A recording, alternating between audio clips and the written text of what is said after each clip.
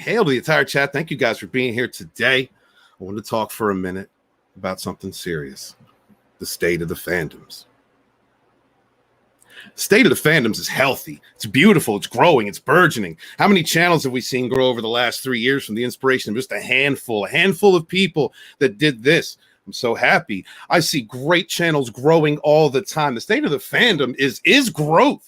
All the independent creators that have come out of the ether, that have been inspired by other independents, putting out their work, people leading the way, whether they started up grassroots or came out of the industry. That's a beautiful thing. The state of the fandom is health, truth, and growing. People staying true to their friends, staying true to their ideals, refusing to kneel to anybody.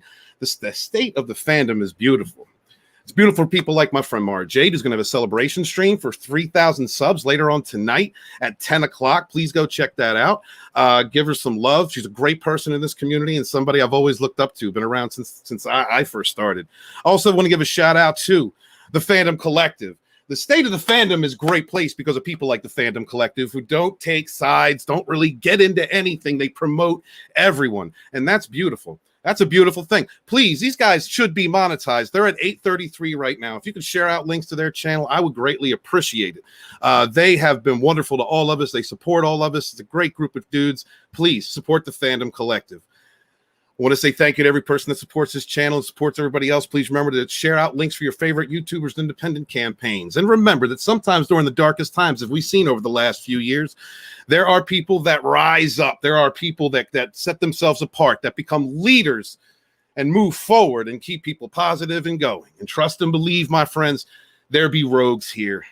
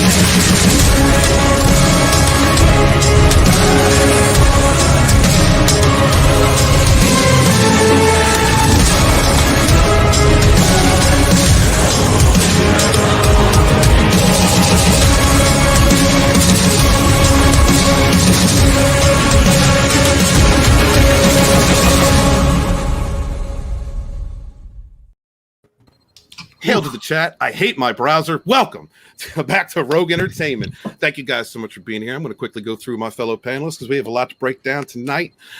First with me is Culture Casino. What's up, brother? Hey, glad to be here. Everything's going well. Culture Casino, check me out everywhere. That's it. That's all I got to say. He's omnipresent. Just to look for the hair. You'll find him. With us also is ta-nehisi. What's up, man? Peace is a lie. There's only passion. Through passion, I gain strength. Through strength, I gain power. Through power, I gain victory. Through victory, my chains are broken. My passion shall free me. Good morning, good afternoon, good evening, good night, wherever you are. My name is ta-nehisi, artist and illustrator, and we welcome you back to the force, to the power that is Rogue Entertainment. Hail Macity. Thank you, brother. Love your intro. Screw the dicks in the middle, except for my friend, the gospel according to Mark with a C. What's going on, Mark? How are you? He is I, and I am he, and I'm here to hang out. Thank you for having me. What's up to everybody out there? That intro, man, it always gets my heart pumping. You know, it takes me right off of like all sane, rational thought. I just want to go to war. You know, when I see that, man, let's go, charge. Yes, thank you for having me. Thanks, Mark. Yeah, that was put together by the Red Gaze. You son of a bit. What is with you? What is with y'all tonight? What are you doing to me? What are you talking Mark's about? here. You can't treat me with a little fucking respect. I took a trip through the woods the other day, Steve, and I was just taking some photos, and I chose one that I thought you would appreciate for an avatar. No, I don't appreciate that. Don't give this poor man the wrong idea. Through the woods. The woods. We're just growing roots. You were actually outside roots. I think you were outside my window, actually. How did you know that? Mark, do you run around with Bolton through the woods? No. Say no, Mark. They won't leave you alone. Okay. All right. Easy. Mark, ask Bolton for the special magic word. No. I'm going to do it. Magic word? It's maple. It's maple. It's maple. Is it maple? Oh, y'all are horrible. Oh, horrible. With us, who's also respectful. Hi, Miriam. Thank you very much for that. I'm here. Yeah, I saw that. Thank you so much. Also with us is Vinnieart. And Vinny, you can't come into my show without me saying, "Oh no, it's me, Mario." That's right, it's me. You know what? I should have gotten some tree stuff too, but enough about all that. Through the Woods is a great book, and you supported it. So, I did support it. Oh, here we go. He said something, so I got to grab it now. He was reading Through the Woods while he was there it is, the hardcover. Here you go. That's it. Hardcover. Beautiful. Beautiful book. Now, that excites Steven. So you other two, leave him alone.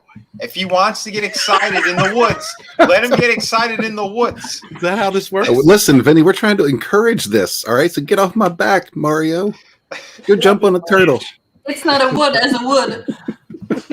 It's a me. I want to say hail to the chat real quick, guys. Say hi to them. Tina Boja with a channel member. Thank you so much. Are you ready to go rogue? Well, yes, we are. How are you doing, Tina? Thank you so much for supporting all our channels, man. We really appreciate you and everything that you do for us. With us is also one of the best names on one of the Brutal Morningwood. There are certain names on YouTube that set apart from everyone else. Leaders in our community. Brutal Morningwood is one of them. Thank you. Thank you so much. Morningwood. It's but brutal though, Mark. It's brutal. It's not just Morningwood. It rings true. Right. But it's verbose. It's verbose. I think that's what he's trying to say. I'm sorry. Did I tip my toe over the gay line just a little bit? I'm sorry. So Macany, I think you were just right. Putting out links to the chat. Mike Jones with us. Hello. Hey, what's going on, Mike Jones? Thank you so much for being here every week, just like Mark S. Hale, who knew is with us. Hale, what's going on, dude? It's midnight in the UK. Good morning, you beautiful people. Good morning, sir. Thank you for being here. Love our international audience. I think all of us can speak for that. Thank you so much, guys, for spending the time. I know we're in a different time zones, but thank you so much for showing up to our live streams and hanging out. Keck44 is with us. What's up, Keck? Thank you so much, dude. Longtime supporter. The CJH channel member. Thank you, dude. Longtime supporter. Been around since the beginning. Love you, brother. Mr. Tickletrunk is with us. Hello. How are you doing? Good to see you. Please, some quips in the chat would be nice tonight. What you did for what you did for Drew in the chat when he was covering for Comics Division. Thank you so much. Thank you to everybody who showed up and supporting all the different channels that have been holding Comics Division shows down while he's been out. Our love to him. He had a surgery. He's been out. People like Vigilante Williamson, SupremeHeretic, and oh God, who am I forgetting? Culture. Somebody else held one of his shows recently. Nick Weiser. 32 That's right. flavors of Nick Weiser. Yep. So thank you so much. Nick's supposed to be here. I think he didn't realize I said EST, but that's what it is. Phil TOET is with us. What's up? Night's End, Hale, brother. Jacobs Archer's here. What's going on, dude? Thank you for showing. Am I missing anybody? Drunk 3PO showed up and said $4.99 because Mark is amazing. You made me money, Mark. Thank you. Can you come back? Anytime, brother.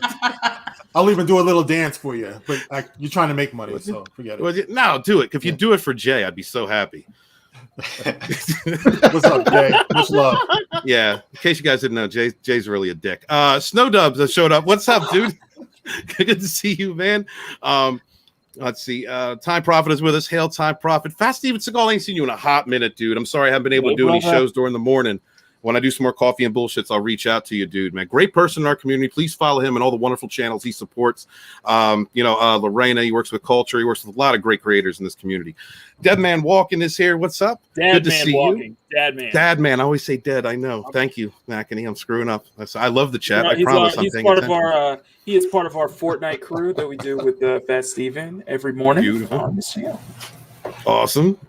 Brightest Day is with us. What's going on, Brightest Day? Thank you for being here. Molecular Arts from the other side of the world. Hail, brother. Thank you. Hail to our international audience. Tweeter Trash is here. I ain't seen you in a hot minute. Now I'm just having some fun, laughing. He just doesn't even care if I talk shit. He just laughs at me and dangles Gina Carano in front of my face. Who else? Mr. Tickle Trunk is with us. Well, he's dangling her in front of all of our faces. No, he's not doing that. He's not. He's not. I'm just playing, Jay. Mr. Tickle Truck for getting $2. Just a tip for Mark's dance. There you go, bro. Come on, baby. Come on, baby. Thank the baby oil. You. Next time, if it's shirtless, it may be like $9.95. No, I'll give it full screen for that. We'll haggle now. I'm gonna. Hey, Mark, I'm sorry, I got to use it. Muscle Beauty, Canadian $2. I work with muscles while Walton works with trees. Oh, son of a bitch. Mark, let me tell you something, bro. Kind of a bird. All because I was streaming with Nina Infinity a long ass time ago, and I said I understood what dendrophilia was. People would always say it was like a sex with trees article, and I just knew the word. I knew the term. That was it. This is what these bastards have done. They've created a false narrative, a campaign of lies to besmirch my character. Mark, don't believe him. He started this just the way the enema started it. This is all him. Yeah, Nina was involved in that too. There's no shame in it, Steven. Just embrace it. Exactly. We're not judging you. We're encouraging you. Love is love. We want you to each stream, you get tons of support in this matter. I do. Thank you very much. Accept you. We're not judging. That's fun. Don't, Mark. Please don't join in the band. Yeah.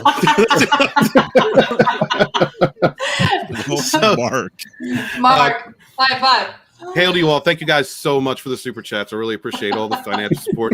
You keep the lights on. Qui-Gon Ghibli is here. What's up? I just finished Heart of the Jedi the other day. It makes me miss the EU.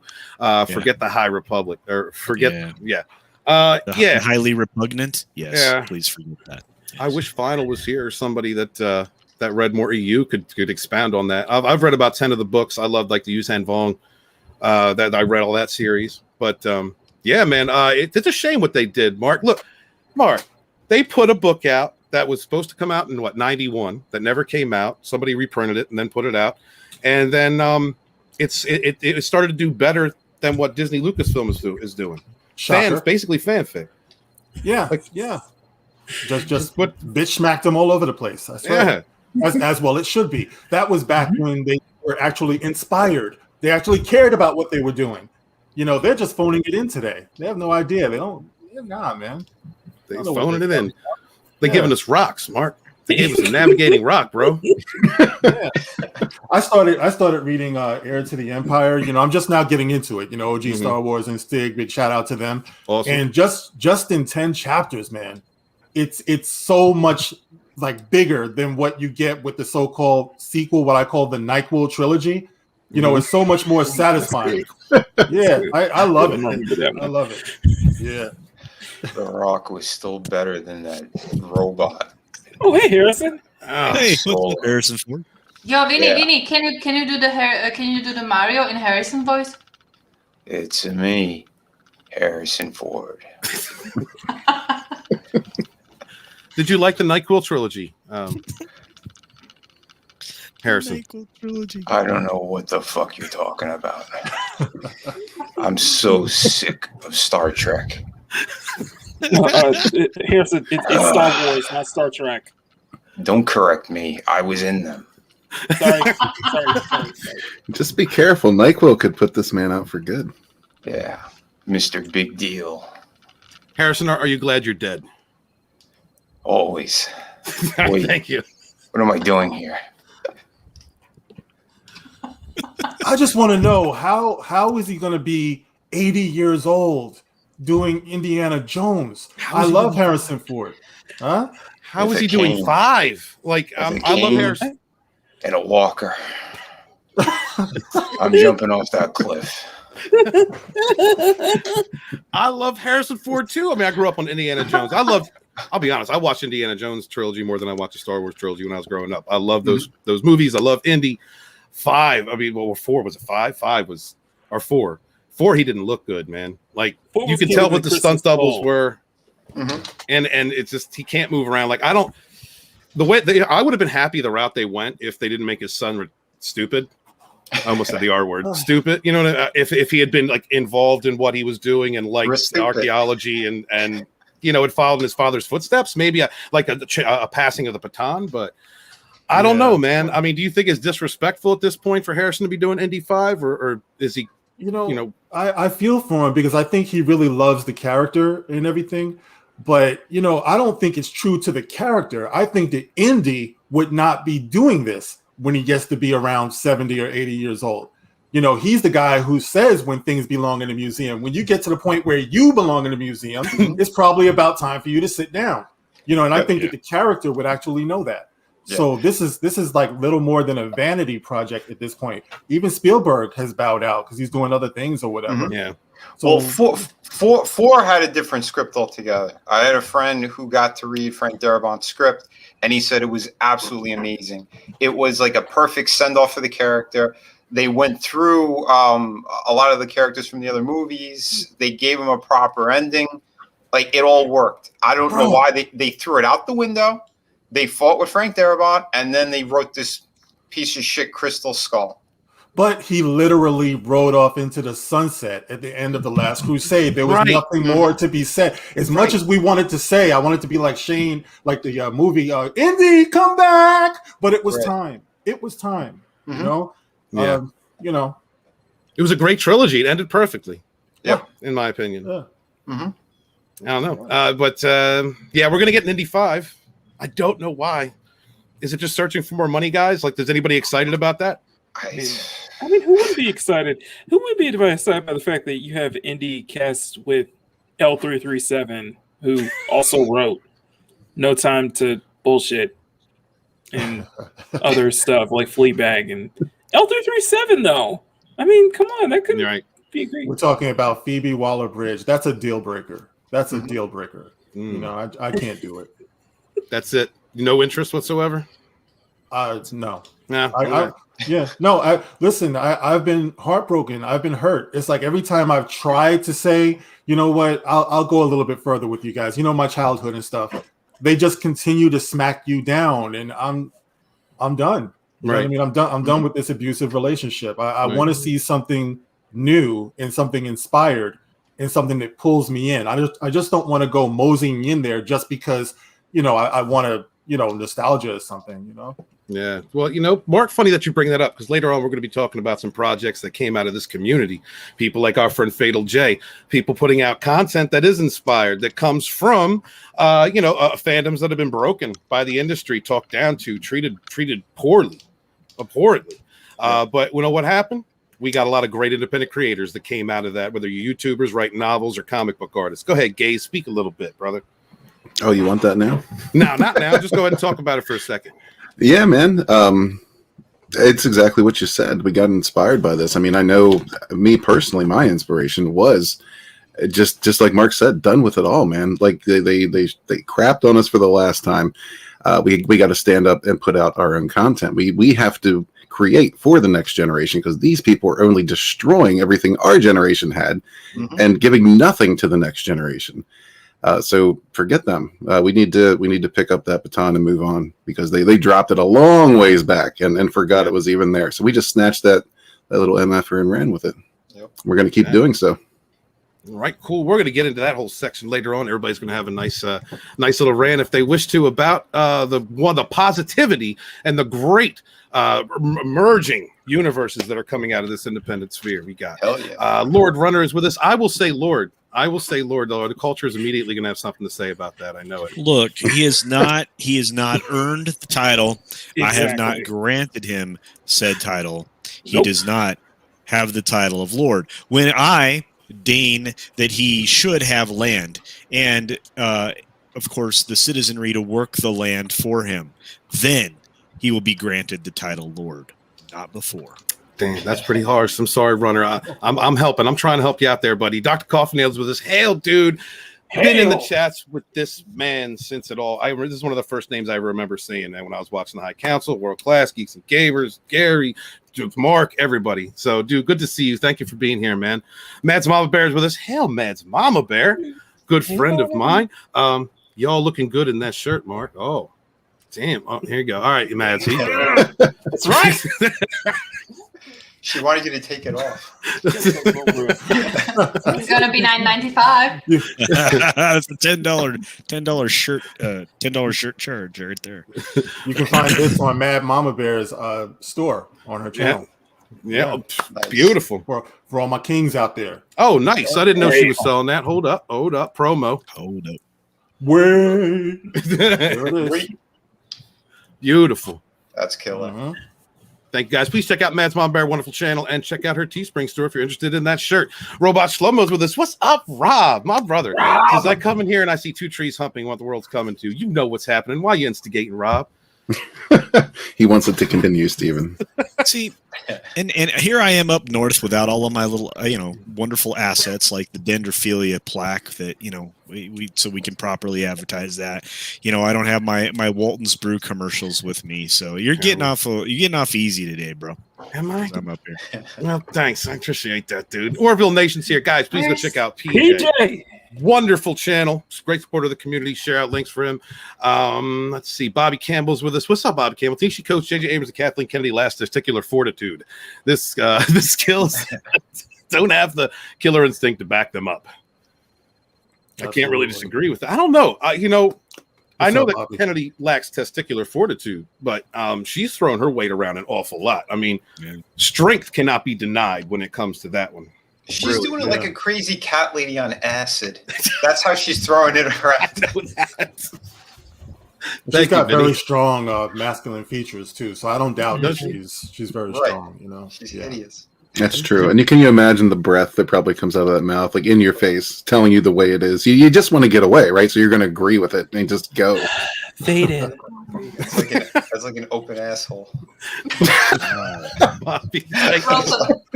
Oh, that was eloquent. Thank you. Should I have done it in Harrison's voice? Yes. Good. Hold on, it's better with the picture, right? All right, do it. Yeah, Kathleen Kennedy. Her breath is like an open asshole. Ugh. Thank you very much. Fade in. Bobby Campbell, thank you very much for 99 super sticker. Thumbs up, dude. Much appreciated. Thank you so much, dude. All right. Let's do one more real quick. Mr. Tickle Trunk for $2. Thank you so much. Just a tip for Mark's flex. Damn, Mark. That's awesome. Thank you. Got a simp, man. He's throwing money. He's throwing dollars right now for you. There are still more muscles to flex. Just keep it going. Mr. Tickle Trunk, please, thank you, and stop accosting my guest. I appreciate that. All right. Guys, I want to start off with, since Mark's here, I'm glad he was here all the time. We were going to do this until you were here. J.J. Abrams' statement to Collider this week. When he said it might have been a good idea to have a plan. Who wants to lead off on that? Who would have thunk it? Is all I got to say. Really, who would have thought? First of all, there were so many lies that were told that this exposes because I think it was Kathleen Kennedy at some point who said, "Oh, it was in the works all along. We had plans, and it was hard to keep secrets and all of that stuff." And they had no plans. But of course, those of us who actually think about these things and tried to follow a story know that there was no narrative thread that ran through that crap. So it was obvious to us that there was no plan other than robbing the audience of our money. That was the plan. And robbing George Lucas because he gave him a great outline and they bastardized the whole thing and they did whatever they wanted with it. They led with this horrible version of Kathleen Kennedy because again we know that that's what Ray is. It's her vision. No plan whatsoever. They didn't know where they were going with it, what they were doing with it. JJ's like, I know how to make a pretty movie. All right, you just need one pretty movie. All right, and then I'm leaving. Then you have our famous Knives Out douche who absolutely destroyed the middle movie completely. I don't know how you do that, but Then they're like, oh, JJ, we need you back. We need you back. Yeah, he made a pretty movie, but it was pretty damn awful. The script, everything. It shot all over what you did. Well, I didn't know what I did. You guys told me to make a pretty movie. That's what I did. And then comes the third one of pure shit. I don't know what we're doing while we're filming. Literally, Rey is going to be a Palpatine. No, she's going to be related to Obi-Wan. No, wait. Maybe she's going to be related to Skywalker. I don't know. What should we do? Let's flip a coin. With a giant budget like this, you have all the fans waiting for something good, and they just kept getting worse and worse and worse. Yeah, I think a plan was needed. The funny thing about that, too, is that you hear people saying, well, in the original trilogy, they just made it up as they went along. But you know something? No. This is something like 40 years later. You know what I mean? Like you said, you had audiences waiting for decades. Children were born who were waiting for this. And it almost could write itself. It did write itself because you had all the novels. You had George Lucas write that script, and they chose to leave it alone. Like, why? If you knew that you didn't know what you were doing, if anything, the only plan that they really had was to disgrace the original characters. Like, they knew for sure they wanted to do that. Yep. They wanted no Luke Skywalker by any means to be the hero. So that was like one of their plans right there, and not getting them back together. Titty milk. That was their only plan. All I gotta say is blue titty milk. That said it all right there. When I saw that in the theater, I'm like, oh no. And the rest of the movie was, oh no, I should have just walked out and got my money back. Before we continue on, I want to introduce our other guest real quick. Oh God, my phone. I'm sorry. Nick Weiser of Dick's Division is with us. What's up, dude? What's up, man? Hey, I apologize earlier. For some reason, when I got the notification, I thought it said 6:30. So that is on me. I must have read it all wrong. So I do apologize for that, because obviously I'm not one to be late for these things. And now today's technically my first tardy on YouTube. It took a year for it to happen. But anyways, nice to see you all. A few new faces on the panel I've not met. Mark, that's right, Mark with a C. Hello. Hello to you, sir. And to your left, that'll be you, yes. Nice to meet you. Nice to meet you as well. I'm Nick Weiser of the Dick's Division, of course. And of course, I know all the other fine gentlemen on the panel. So let's rock and roll. Obviously, we're talking about Star Wars and the thing that we all knew all along. Confirmed and verified. We're going to talk about this between us, and I'm also going to bring up the chat because everybody deserves a say in this one. Go ahead. I got a big problem. Quick, Nick. We got something to address right now. Okay. All I wanted was a Pepsi, and you brought a Coke. That's funny you mentioned that, but I was having a Coke instead of a Pepsi. I'm glad you get it. I'm glad you get it, dude. I love that gaze. Mr. Tickletrug says, keep making the channel money, Mark. Molecular Arts says, is that a cat when you see it on the street? Red Skull. Dr. Coffinail says, a plan that didn't suck would have been nice. Absolutely. Shocking. Any plan. Yeah, right? Any plan whatsoever. Mama Bear says, plans, we don't need no stinking plans. Love you, Mads. Qui-Gon says, I thought Daisy Ridley already said they didn't have a plan. JJ is just telling us anything we didn't tell us anything we didn't know. I think it means a little bit more coming from JJ, because that's still, look, when you make a statement like that in public, you're always look at what John Cena just did, right? He messed up, right? We're not going to go into that, but he said something that was offensive to a lot of other people, and he immediately went out and apologized. When you're a social personality, when you have a social personality, what you say means something. So him saying that to me is kind of like him going, "Yeah, but Kathleen is the one who really did it." Yeah, I mean, of course, we all knew there was no plan, right? But it does. Yeah, when JJ himself, the director and writer of 2 of these movies, comes out and says it kind of means something. It has more impact, See, is the the problem here is that and I know people say that it's never going to happen, but they really do owe the fandom an apology.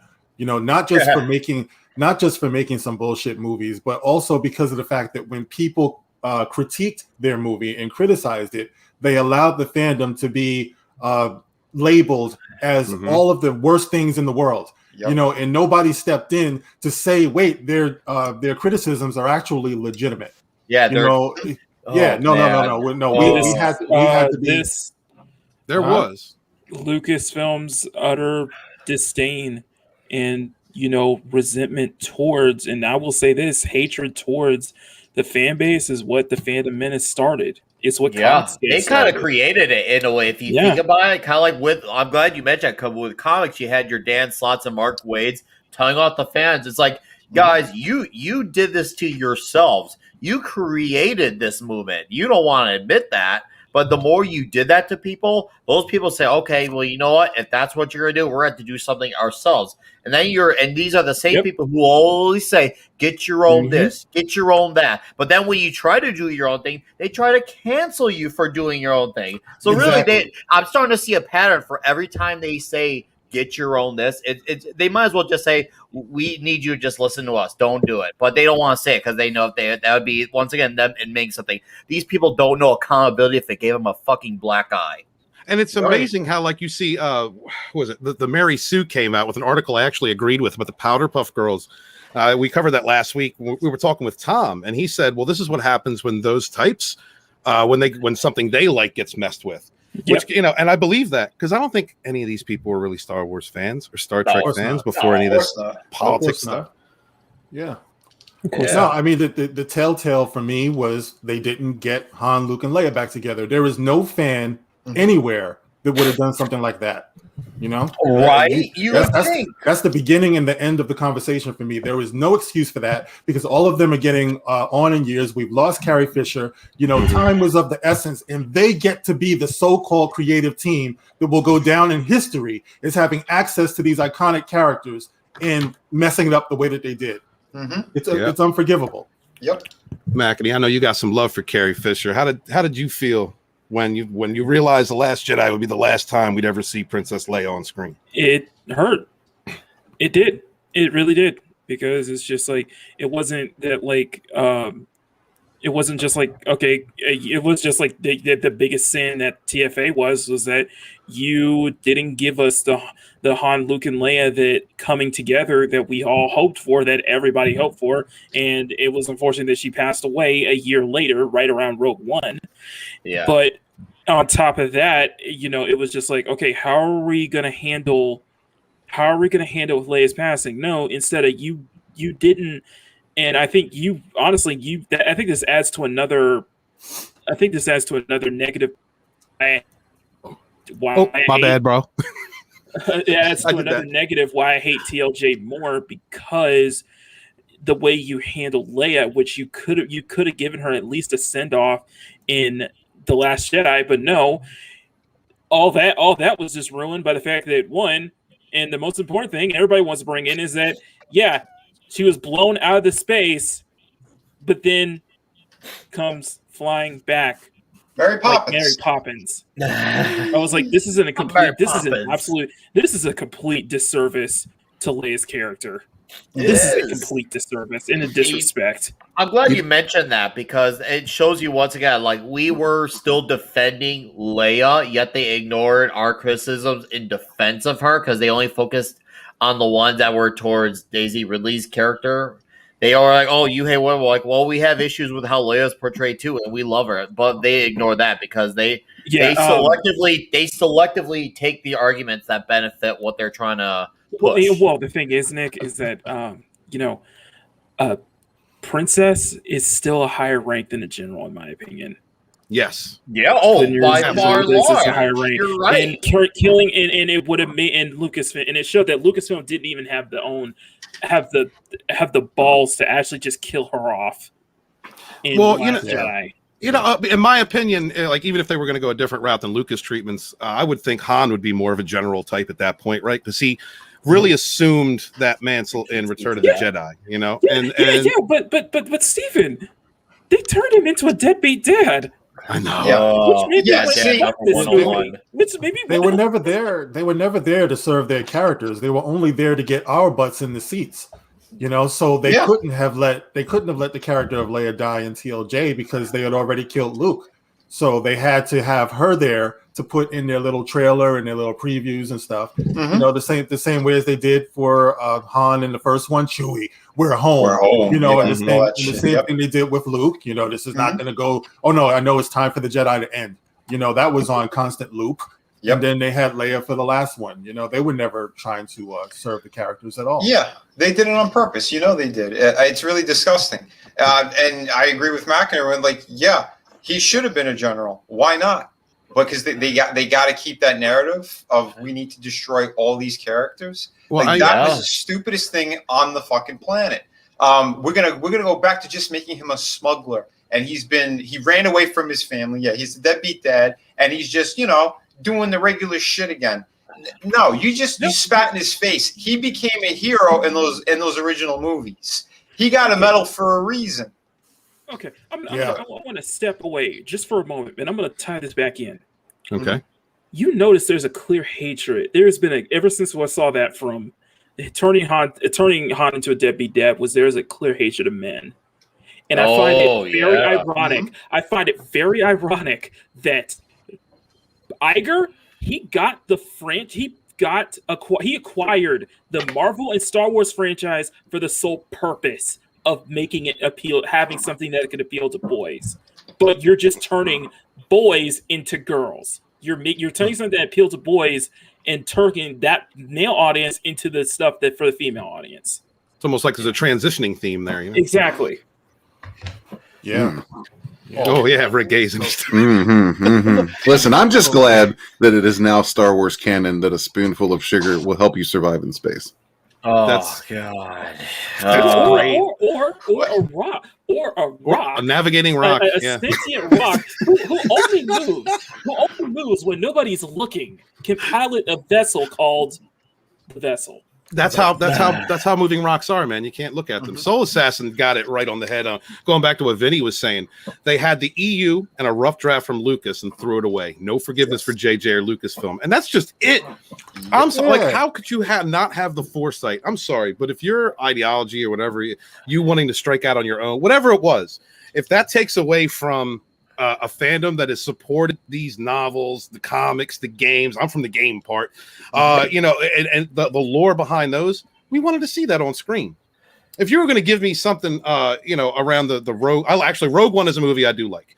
But if you're going to give me something else from around that era, I want to see Vader hunting down Jedi. I want to see that. I want to see. I have no interest in Rey. I have no hate for Daisy or John or Adam, any of them. Right? They were just people trying to get a job. Imagine being offered a chance to be immortalized in Star Wars and them given those scripts. To be honest with you, I feel bad for them.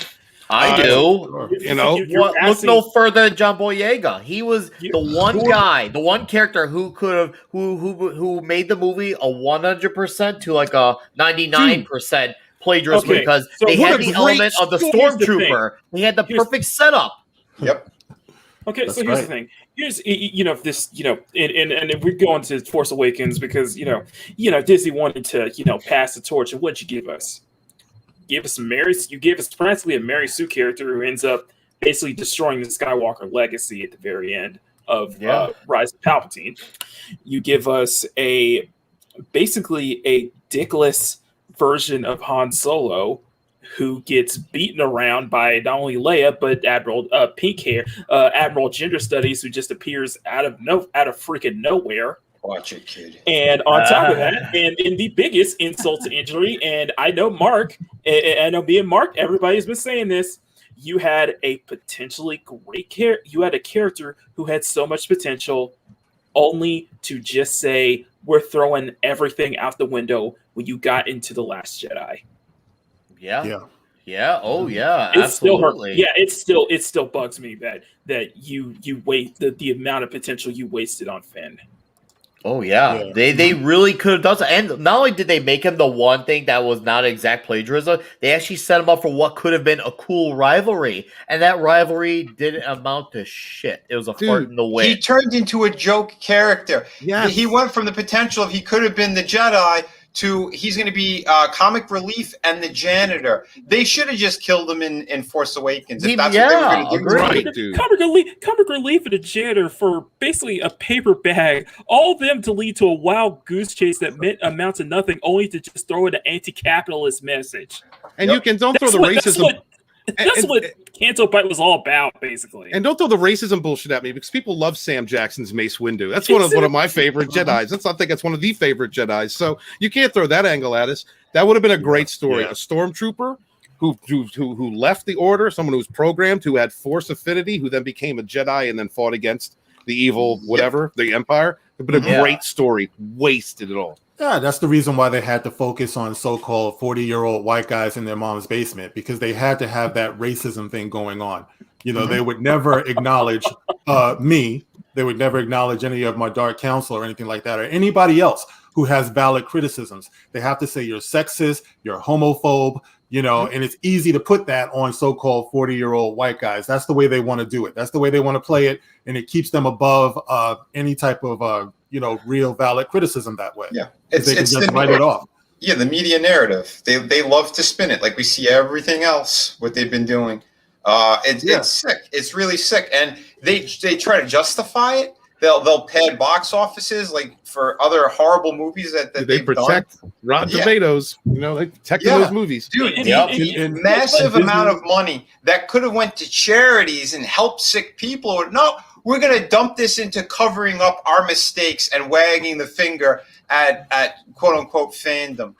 In Disney Lucasfilm, they co-sign it because when the rewriting Ripley hose came out and tried to say that everybody was, they were radicals, they actually reposted their stuff. You know what I mean? Right. Yeah, they reposted their stuff. They co-signed it. Yeah. And like I said, before we spend money with them again, they really do owe us an apology, because from the very beginning, when you saw the Fandom Menace beginning, there was so much abuse for those of us who were beginning to speak up and speak out. Thank God people heard the truth, and it's grown. But back then there were death threats. If I ever see you in the street, I had somebody come to in my comment section saying, if I ever see you in the street, I'm gonna knock that hat off your head. Really? Wow. Really? I don't think you are. I don't think you are. But that's the kind of thing that was going on. They would beat up on that Star Wars girl, and it was crazy. But that's what they subjected us to, because we dared to be critical about their movie. Right. So that's why. And I think an apology is in order, not just for your crappy movie. Which sadly we won't get, Mark. You can't forget. Trust me, the likeliness that we're going to get that, like, I have a better chance of never eating pizza again than for them. And I'm only saying because I'm a pizza addict, but I have a better chance of doing that than to ever get even a slightest sliver of an apology for these people. These people don't know how to apologize unless it's to their demographic. Because look, they want to take us out, but they want to attract to the Raylos, the people who literally go to Adam Driver's house and slash his wife's tires on his car. Those are the people that they want. And we're the ones labeled the toxic ones? What? What? Well, and the thing is, Mark, the thing is, and I'm gonna be honest here, even if they do apologize, I can guarantee a good chunk of us won't forgive them, because it's more than just what they did to Disney Star Wars. What Disney did to Star Wars, it's you have to apologize for a lot of stuff, and we're not going to forgive, and we're still not going to forgive you because you done so much irreparable damage. Like, think about this. Think about what was it, like the big straw on the camel's back when you had one of the authors of the High Republic, or one of the presenters of the High Republic show, making those statements about white people.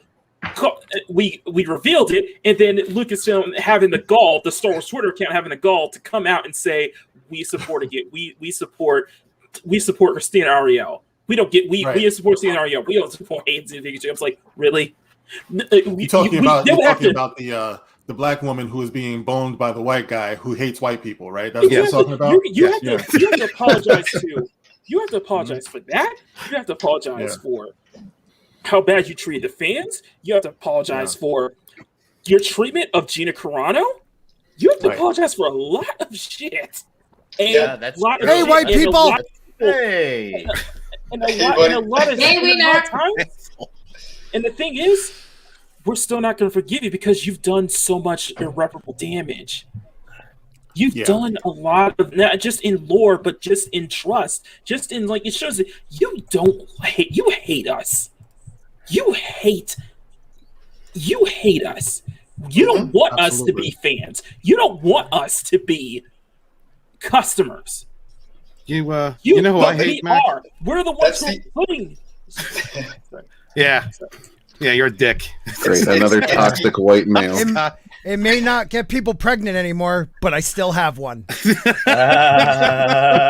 and to go, yeah. Well, Kathleen has a bigger dick than me, but going to what Makani just said, it's Makani. You're wrong in one way. They don't hate us; they just don't want us.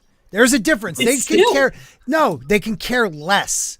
I'd rather have them at least hate us. They can care less. Now, until Mark and the crew that came before us started making noise, they can care less what we would say. They didn't give two shits until they realized we affected their bottom dollar. Exactly. That's when they started to hate us. Yeah, it's just, but I still say hate because we've had multiple instances of people really showing their disdain for Star Wars, like that little what do I call that little punk ass Freddie Prinze Jr. Oh, he's such a douchetarian alert. It's for kids. It's for kids, brah. It's for kids, brah. Okay. It's for kids, but how do you explain the whole? You want to add non-binary characters to High Republic? That's they for kids, were there, right? brah. That's what. Look, George Lucas told Dave Navarro, not even Dave Filoni, but Dave Navarro, who told Dave Filoni, who told Colonel Sanders that Ferris was sick at 31 Flavors last night. I think it was serious. Okay. Dex Doodle says, I was angry with The Force Awakens. I didn't even bother with the other two. R2 was a lifeless shell. They killed Han, and the top three were never in a scene together. Why bother with the rest? True. Absolutely. Man, true. I wish I could bowed out that. I wish. Tweeter Trash brought this up. We cannot forget the fact that Pablo Hidalgo's, the keepers of the continuity of Star Wars, the whole glossary of Star Wars, and yet him making very stints about the fandom and hell, him laughing at a cancer survivor who was crying when Luke showed up at the end of The Mandalorian. Wow. These people are tell me that Lucasfilm doesn't hate the fans. Tell me. Let the guest speak. Let the guest speak. Sorry. I'm just looking here, all due respect to George Peter Gatsis. Stop this imagination bullshit. Disney doesn't owe anyone an apology. I mean, really? Did you just hear what they were saying about mocking a cancer patient? So sad. All of these people who their last dying wish was to see their hero, and that's what they got. Yep. And if they didn't like it, they got called a racist or a homophobe. Mm-hmm. To have people doxing people online, to have them be stalked, to have people be threatened, they don't owe anyone an apology for that, huh? Well, to them, they don't. I want to play off Mark's point because, every franchise, whether it's movies, TV shows, comics, video games, right? How many times have you seen a franchise take like a big fall? And when the franchise, then all of a sudden they take a fall, like, we got to try to win people back. They sometimes do, but the point is, it never is what it once was. Star Wars had that chance with that Mandalorian finale. They had the chance. People were like, let's come to a compromise. Let's settle this all together. And then within a day or two, they doubled down even more so. It was like the Luke Skywalker scene was nothing more than a misfire because that really had us all in hope. We were all. It was like a Christmas gift. We're like, this is the dream come true. Luke Skywalker, our hero. Somebody cares. Somebody there actually cares. All of us. Yeah, like someone actually cared. Yeah. And then also, no, we stay here. Here's the backhand. We're going to do it again. And then you had that one who's running the comics telling us how much he hates white people. You had Pablo Hidalgo. Like, they actually had a chance to be the exception to the franchise that actually won back a good portion of their fans. And they had the chance. They almost did it. Did it. And let's look at the Disney's, one of the biggest ones is Disney's, Lucasfilm's clear hatred of Gina Carano and especially Rosario Dawson. Yes. Yeah. Absolutely. And that's the thing with Gina Carano, too, is there was a couple of episodes of The Mandalorian where continuity issues aside and everything, I was really starting to get that old feeling when I was watching Gina Carano, Carl Weathers, Same. The Mandalorian. I was like, you know what? I'm sensing something here that I haven't sensed in years. I'm sensing chemistry. You know what I mean? I like these people together. I like the way they're playing off of each other. You know, like you said, they had us. They were so close. We were at a crossroads. By the time Luke Skywalker showed up, we were like, oh my God, they just blew it wide open. We can go anywhere from here. Yeah. We could have reconciled. We could have reconciled, Mark. We could have reconciled. That could have been the dream, to have had that reconciliation. And now it never happened. Well, because the thing is, like, Favreau, he does care. He's a person who does care. Filoni, up until a point, I know he always sides with the big cheese. But he's playing the game, dude. He's just playing the game. He's playing the game because it's his dream. Like, he got to work with George Lucas. You know, no, that's not true, dude. Did you see the video with him at the Women's Day dinner? Yeah, he's not playing the game. I would call that playing the game. I don't call it playing the game. What I call it is, I think that's his true colors. He's playing the game with us, and I'm good with that. Play the game with us, but do what actors used to do and shut the fuck up. Exactly. Don't say a word. Okay. Well, I agree. Exactly. I do agree. Sporking, I agree. But I'm saying he's playing the game in a sense. Clearly, this guy wants a higher position. That's the game he's playing. So he's willing to say or do anything to gain that position. Hence why he got his position. It felt like that was him, though. When you listen to him, I agree. It feels like that's him. Yeah. Well, look at what he's getting out of it. You know, he's getting the Bad Batch, Ahsoka. You know, all of this is coming from. It's attributed to him. You know, so it's more glory for him, I guess. You know, the Bad Batch sucks, by the way. You know, in my opinion. Oh, it's terrible. But you know, that's that's him. That's him making his power. Omega, stay here. All right, I'll go do whatever I want. And is it just me, or does Omega look like she just stepped off of the Polar Express? You know what I mean? Doesn't she? Palpatine a little bit. She looks like a No, that's perfect, dude. It has that old school what do you call that? Like green screen catching of the Polar Express with Tom Hanks. It has that weird look to it. You're so right, man. Yeah, and it's terrible. I'm sorry. Creepy. I tried so hard to like that show, and it's just not good. It's moving so slow, and I couldn't do it. Real quick, I want to give a shout out to George Peter Gassis, another independent creator in our community. Please go check out him and all his great works that he's coming out with. JJ spent billions and produced hundreds of TV shows and lots of movies. Now he thinks it's good to have a plan. I call BS on an epic level. Infinity +1.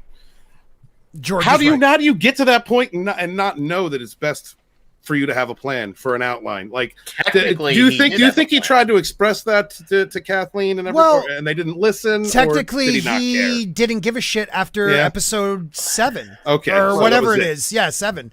He just didn't care after episode 7 because he never planned on coming back.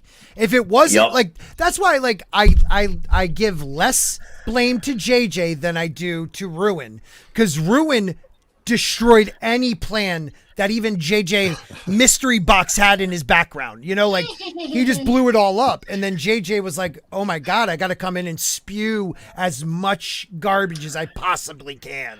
Mm-hmm. It's horrible. Yeah. Well, that's the thing. He did care, but only after The Last Jedi, after he saw that Ryan just completely ignored everything he set up, did whatever the hell he wanted, much like Omega. So that's why, Rise of Palpatine was nothing but, them throwing cat turds at each other. Yeah. Qui-Gon Gimli says they did a bait and switch with Finn. People thought we would get a Jedi that was a stormtrooper. Then we got Rey out of nowhere. Rey is a discount gender swap Luke. Finn could have been great. I thought she was going to be a Kenobi.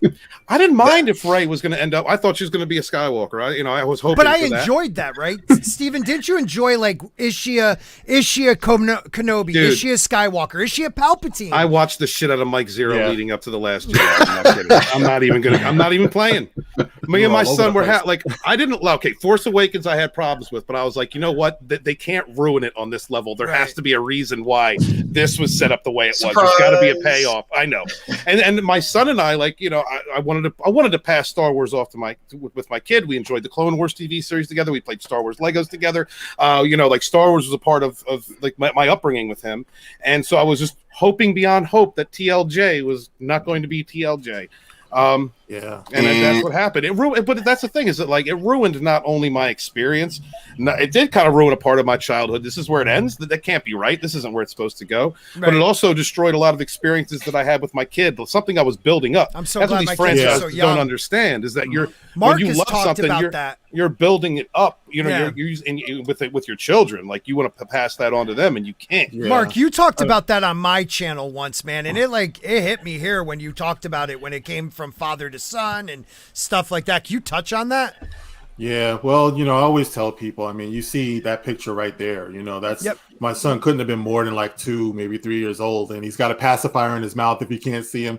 And, we put him in that picture, and, from that moment, like I think I said, when I learned that my wife, or, now ex-wife was pregnant with him, I would actually like feel the belly and everything, and I would be like, I cannot wait to get you into Star Wars, and everything. We were so and then he didn't disappoint. It's like the first time I let him see, the prequels. I let him see, the original trilogy. He was so amped. He was so excited, And by the time the Nyquil trilogy rolled around, it's like we were ready to experience that. Yep. And the experience, like, if you've never sat and watched the light go out of a child's eyes, right in front of you. You know what I mean? While we're watching this, we were so excited. He loves Luke. He loved Finn. And to have him sitting there and say to me at one point, Dad, why is Luke acting like that? You know what I mean? Mm-hmm. And up until that time, he wanted all the toys. He would proudly wear the shirts at school. Everything was done. It was done. And I didn't say anything to him because I thought maybe, it was me. I didn't want to put it on him the way that I felt. And I didn't realize until much later, and I told the story in my video, about how we were in Toys R Us before it closed down, and we were in the Star Wars aisle, and he just happened to say, Dad, I didn't like Star Wars. I didn't like The Last Jedi, and, and that was it. After that, no more talk of Star Wars, no more that bond, wanting toys. It was like seeing his childhood, man, was right. It was that section of his childhood was gone. And we watched it happen right there in that theater. It didn't have to. It's not like he grew out of it. He was disappointed. Yep. That's Culture Casino. Before you go on, Mark, he's got a bow. I do have to bail. I want to say this, Mark. You and I had probably similar experiences growing up with Star Wars. I went to the theater as a little boy. My parents took me to see the first film, which was Star Wars before it was renamed A New Hope. When it came out, I mean, I saw it when it came out, and that's how attached I am. And then to hear what happened with your son, and that's not the first time I've heard that story, but every time I hear something like that, not just from you, but from everybody else, it hurts me. Yep. Because I'm reliving that same pain, that same thing that happened to me.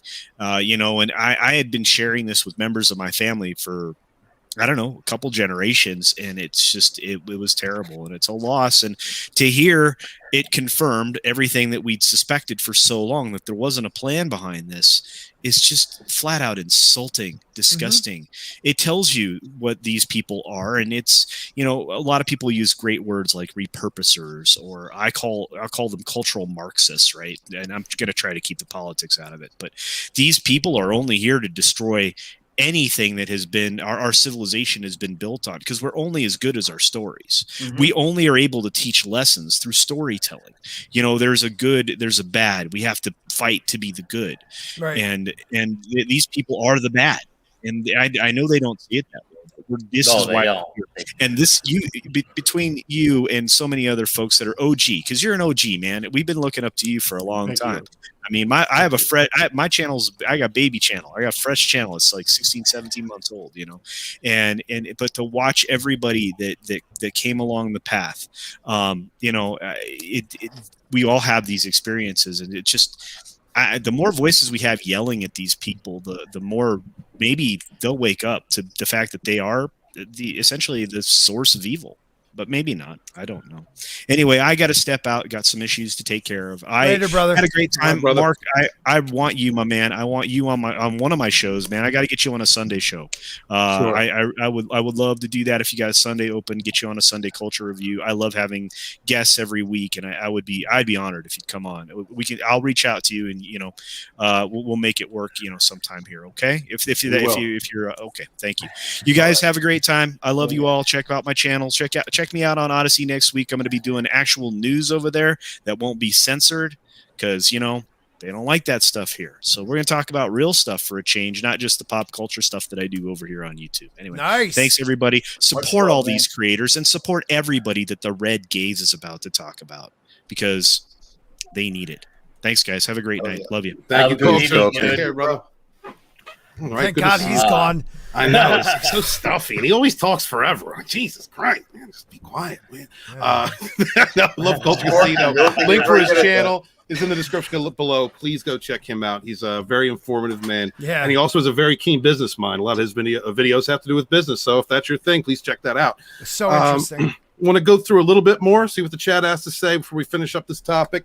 Mr. Tickletrunk says they really did a thorough job. Han lost his courage, swagger after Luke, the man who never gave up, and Leia was a failure as a leader.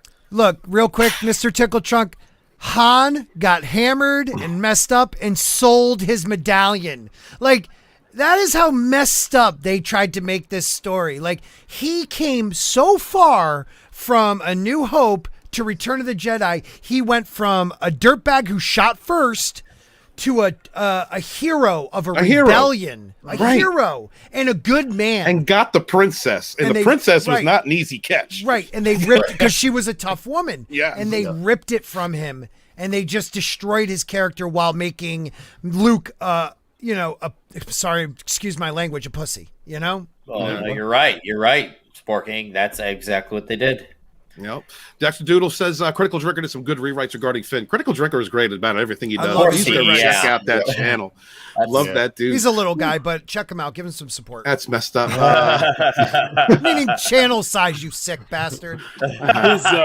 His video. Nice his plug. video on Finn is worth a watch because not only does he rewrite Finn, but he rewrites Rose as well. Yep. That whole that's messed up what they did to Kelly. Oh yeah. The whole time they're saying y'all hate Kelly because you're no, I feel bad for Kelly. That's awful what you did to her. Kelly's a lovely woman, okay? Right. Ain't nothing wrong with her. And she did that New York op-ed they tried to spin against us. And no, she was talking about for years they've been trying to spin that against us. She's a very good communicator. If she wanted to say that was the fans that did that to her, nothing would have been left to interpretation. But if she also, Mark, on the flip side, if she wanted to correct that, she would have done that by now. But she hasn't because it worked for her. Yeah. They all wanted to run away. They all wanted to run away. You saw it, especially when that last movie was done and they're promoting it. I think at San Diego Comic-Con. Would you ever come back before they were done with the question? They all said no. Right. Yeah, honestly, this is why I miss. Honestly, this is why I miss Script Doctor being around as much as he can be because he's doing a lot of work. Thank God. Thank you, Hollywood, for hiring Script Doctor. But he has a different take on those kinds of things because he works around in that industry. Yep. So I enjoy hearing him what he has to say. Sometimes people get put into positions maybe where they have to say something or they can't say something. So I do give a little bit of leeway to actors trying to find work. But at the same time, where are your principles? But Steven, the irony of the whole thing is as much as they used her to bash over our heads for all that time, she got like 2 seconds in the next movie. You know what I mean? So right. Where was the payoff for her? You're not going to stand up for her? You put her in a pantsuit, or what? They put her in like a shirt and a pair of jeans and just threw her out there for a few minutes. They called us haters, but they, in a way, they cowered to what they believed we were saying. Even though we weren't saying that about her, they cowered to the idea of us saying we didn't want her prominent in the next movie.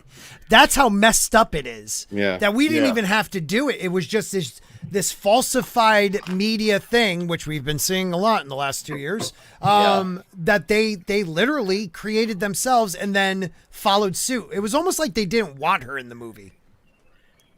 Yeah. I feel like I missed. Oh, I did. I'm sorry. Go ahead. Go ahead, Vinny. I'm sorry. I was just gonna say, they didn't want her in the movie. They just wanted someone to be that extra little check mark for diversity. That's all they wanted. Because they had no idea where to go with her story. Well, that's why they did that with that guy in Rogue One. I can't remember his name, but he was I don't know what ethnicity. But yeah, thank you. That's why he was in the movie, because they were. I like him. I love that character. As much as I like him, the reason he was hired was a not noble reason. They like, well, we need that China dollar, so let's just get him because they. It's funny you bring that up.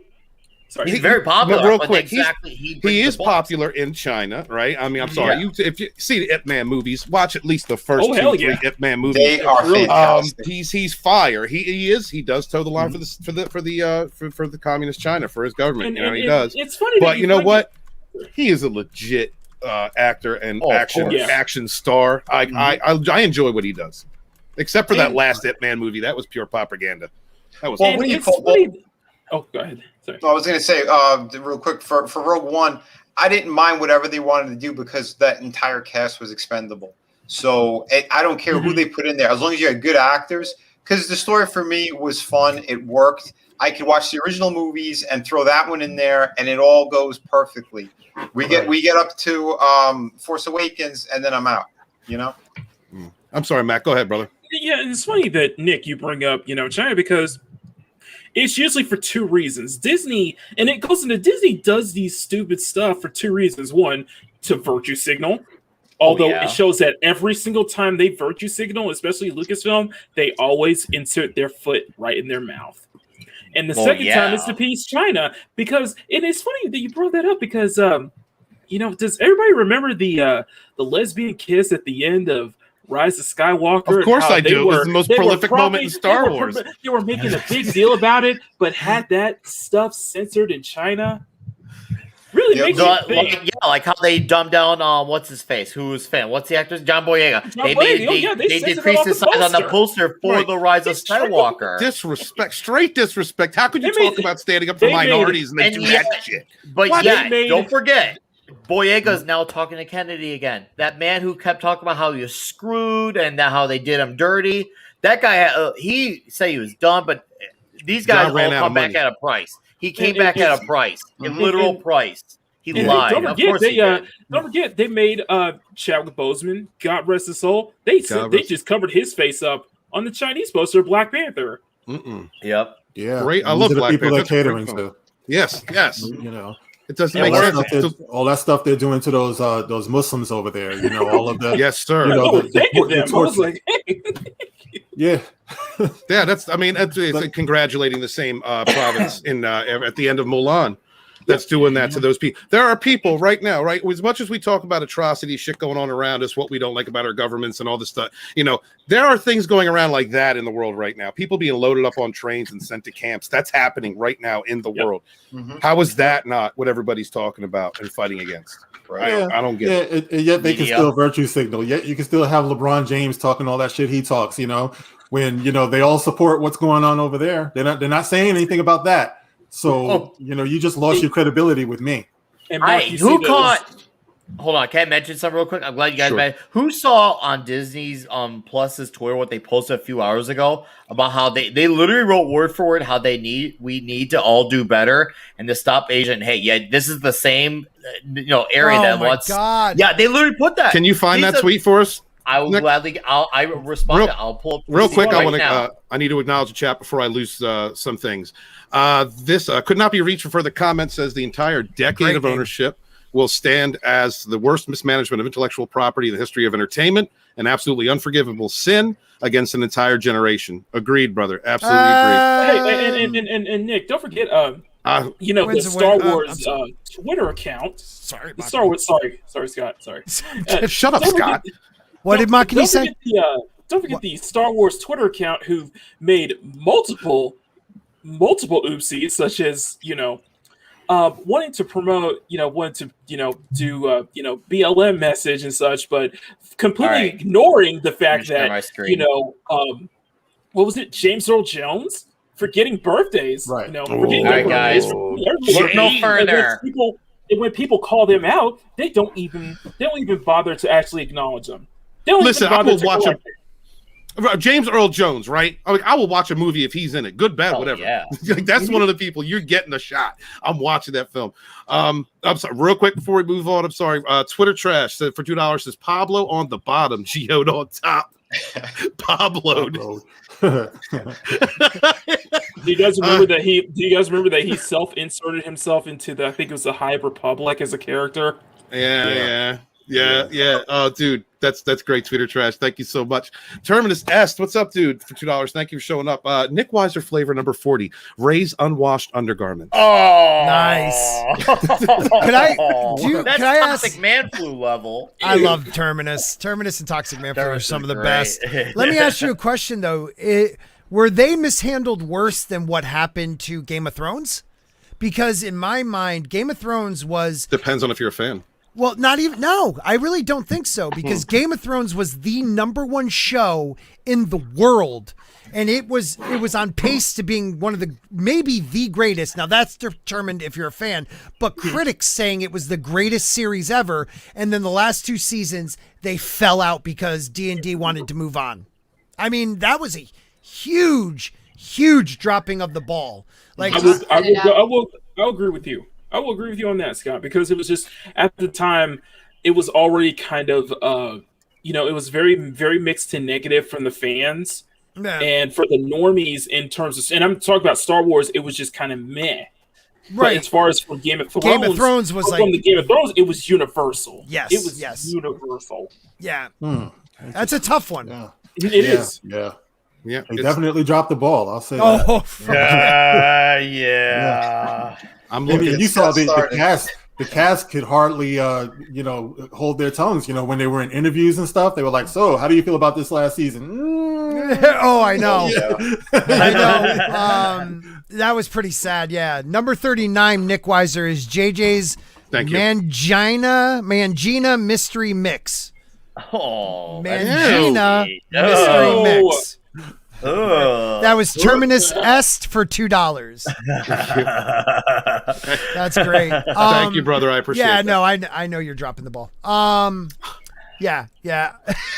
All right, let's cover Nick. All right, let's see what Nick has, and then we're going to move on to our next segment. What's okay, this, Nick? I guess I'll narrate it. So Disney Plus wanted to virtue signal, and it shows you once again the insane amount of lack of self-awareness as they write here in quote, "We have to do better, and together we can. Join leaders in the AAPI, I think, community like Kelly Marie Trent to support the protection of lives and hashtag Stop Asian Hate. Learn more about what you could do at stopaapihate.org." And then I wrote here, Taiwan is a country. Care to acknowledge that? And surprisingly, I've not gotten any ratioed comments, but it's just one of those things where they put this post here out in the open. I can't believe the obliviousness right here. Like, how do you do this? How do you keep a straight face, look yourself in the mirror, and say, "I posted this," even though I know exactly what's going on? Even though we thanked a section of China that is right now committing, and I'm sorry, YouTube, don't kill us for this. Just say it, bro. But committing genocide towards the Uyghurs. Yeah. They are a Muslim group in China that are being systematically put into work camps and destroyed, and Disney thanked them. And they want us to do better? What do you think this tweet's about?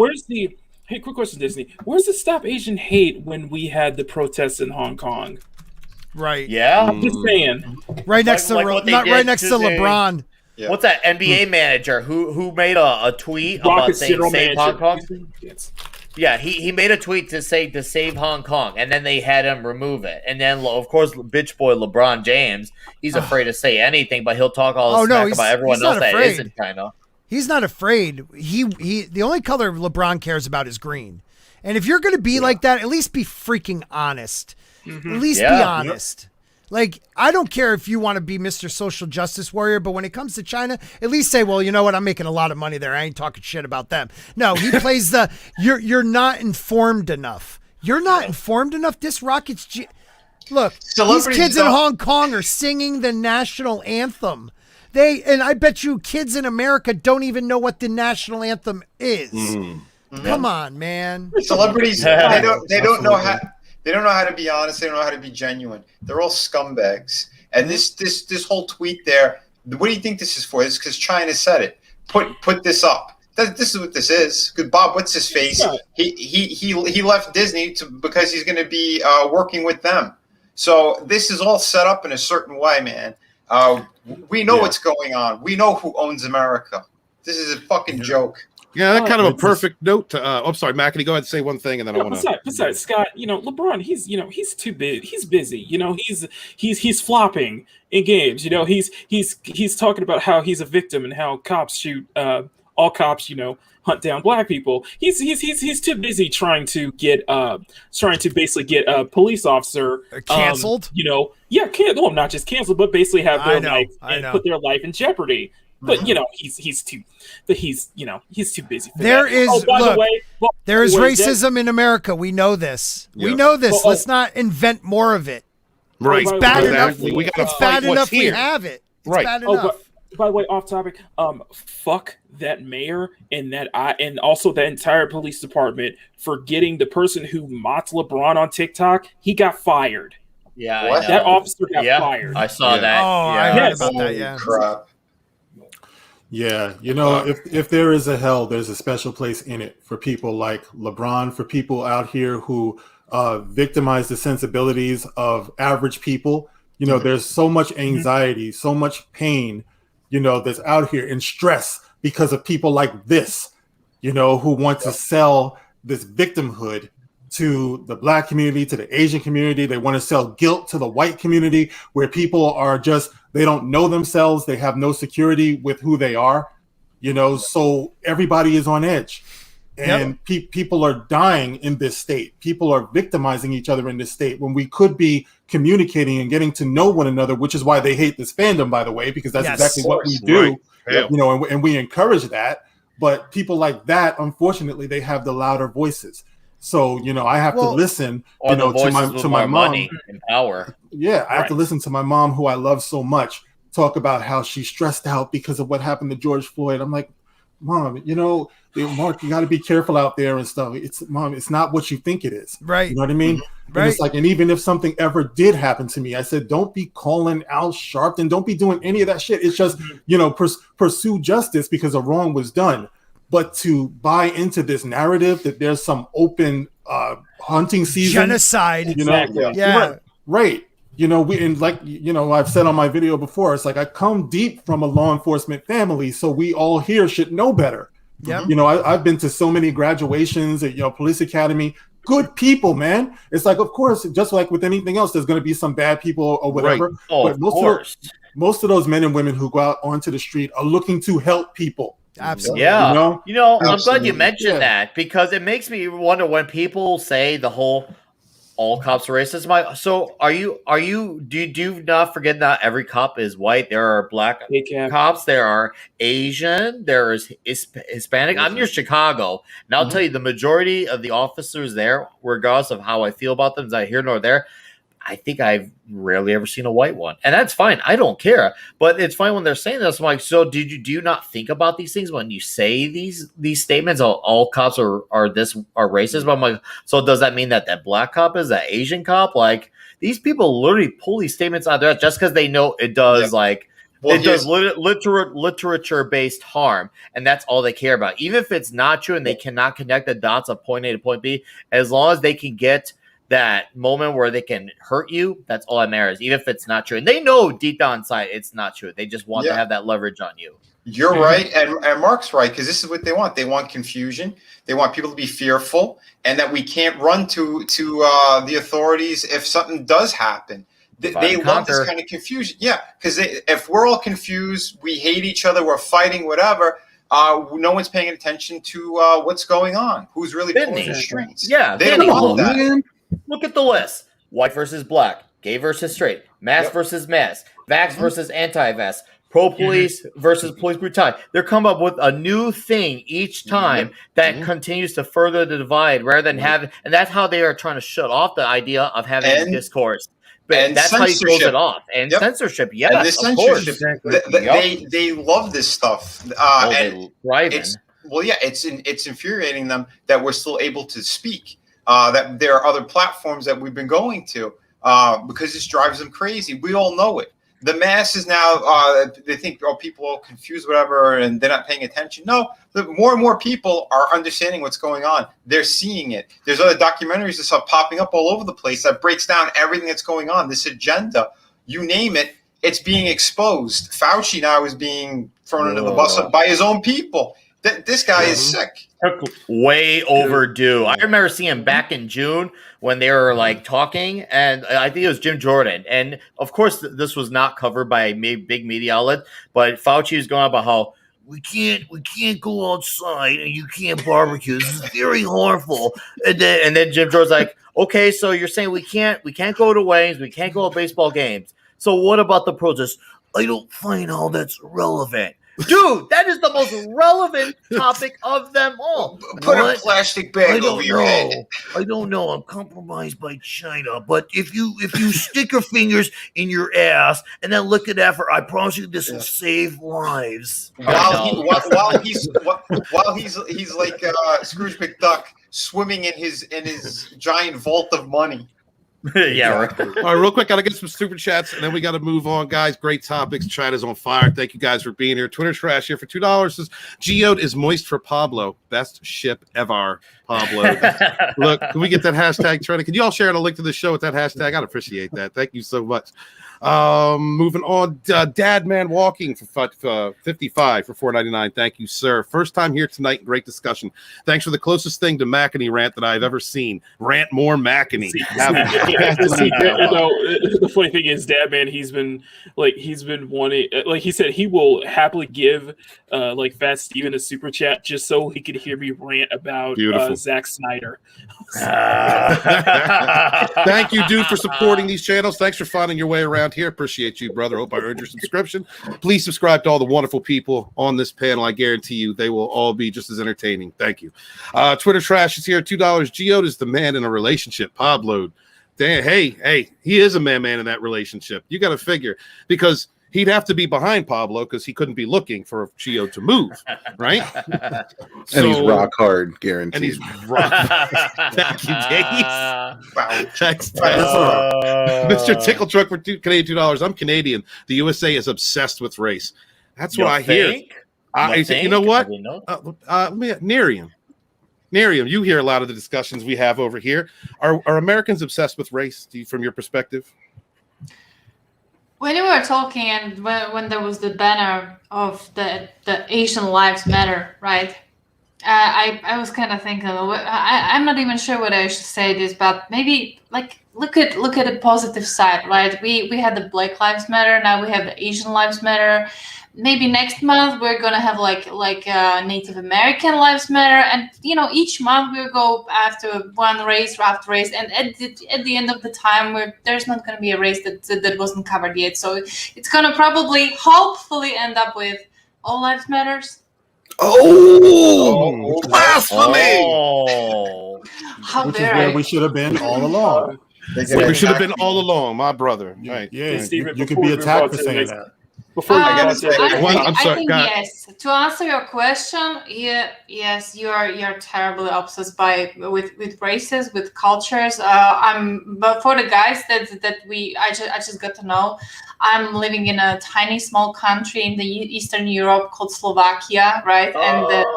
And we have like two races over here, right? And we have like white people, and we have the oh my god, just forgive me, we have gypsies, right? And that's pretty much it. But we like live together. We cope. Okay, it's not peachy anywhere, but we're not obsessed about it. Like I remember when I studied at university, the very first term I got to know about the USA was the melting pot, right? Well, all cultures mixed, all colors mixed, and I think it should be that way. Like, if we want to be a multicultural world, okay, let's not give a damn about races and cultures. We're people, right? I have two eyes, you have two eyes. Hopefully, I don't know. TT says, when Australian beer lives matter, let me know. Well, you got it. Hail the international audience. Thank you guys. I think they have December. I have an argument. I don't think it'll ever be Indian Lives Matter because they don't want to give back the land. I just say, wow. I just say we bang it out. Bang it out. Like everybody sleep with everybody. My wife, look, I am Welsh. I'm Italian. My wife is African, Indian, and Polish. We're just trying to we're banging it out of everybody. Just bang it out of everybody. Bulwark. That movie Bulwark. Come on. Talking melting pot. Melt it all together. That's what a melting pot is. It's just keep fucking until we're all the same color. There you go. Sounds like a plan. You like that, didn't you, I got to Vinny? address Mads Mama Bear in the chat. Because, short, but then we're going to move on. Absolutely. Go ahead, man. There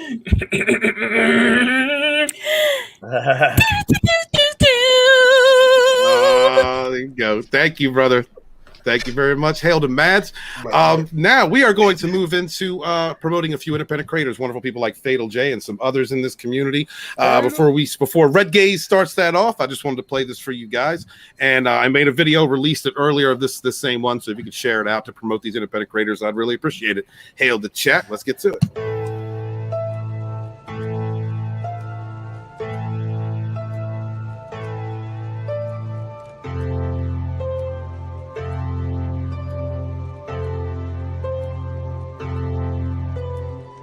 The hell is that? This is the hell you have created for yourself. I'm just standing up for my rights as a consumer.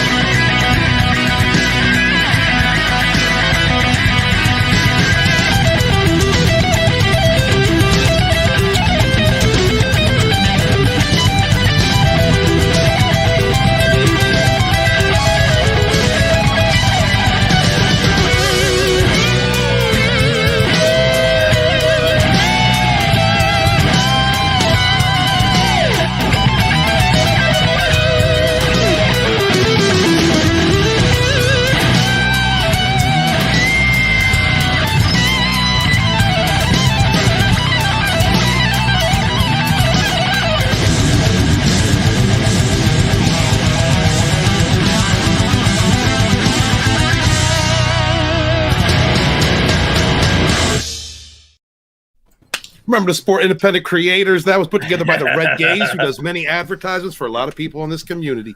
Gaze, take it away, brother. Yeah, man, we got plenty of beautiful independent creators in this community. There's lots of alternatives for entertainment if you're sad and disappointed with what you have. Even if you're not, man, there's this ultra cool stuff that you should be looking into anyway. I mean, additional entertainment, not just alternative. First up on the list, we got, I'm sure you're all familiar with Ninja Blast by our man Fatal J. Yeah, man. Woo! He's delving into the ninja community. This is a story about an outsider that comes in to the midst of a warring ninja clans, right? And Ace is our main character here. Pretty sure I can make this guarantee on Jay's behalf. I don't think Ace is ever going to become an Asian in a movie in the future, much like Snake Eyes. But yeah, man. He's doing some great stuff here. This book looks incredible. This is his first outing on a campaign, so definitely check it out. And I mean, I don't even have to tell you what what kind of entertainment you're getting here. It looks so good. Man, these pages say it all. I backed this. I already did. First day, actually. I think. Thank you, Nick. Yeah. Awesome. Yeah, man. But nothing but passion. Absolutely. I've been hearing Fatal talk about this for a long time, man. He spent a long time putting this together, and it's finally coming to fruition. It's in demand right now. I'm not quite sure how long he's going to keep it there, so jump on this if you have not yet done so.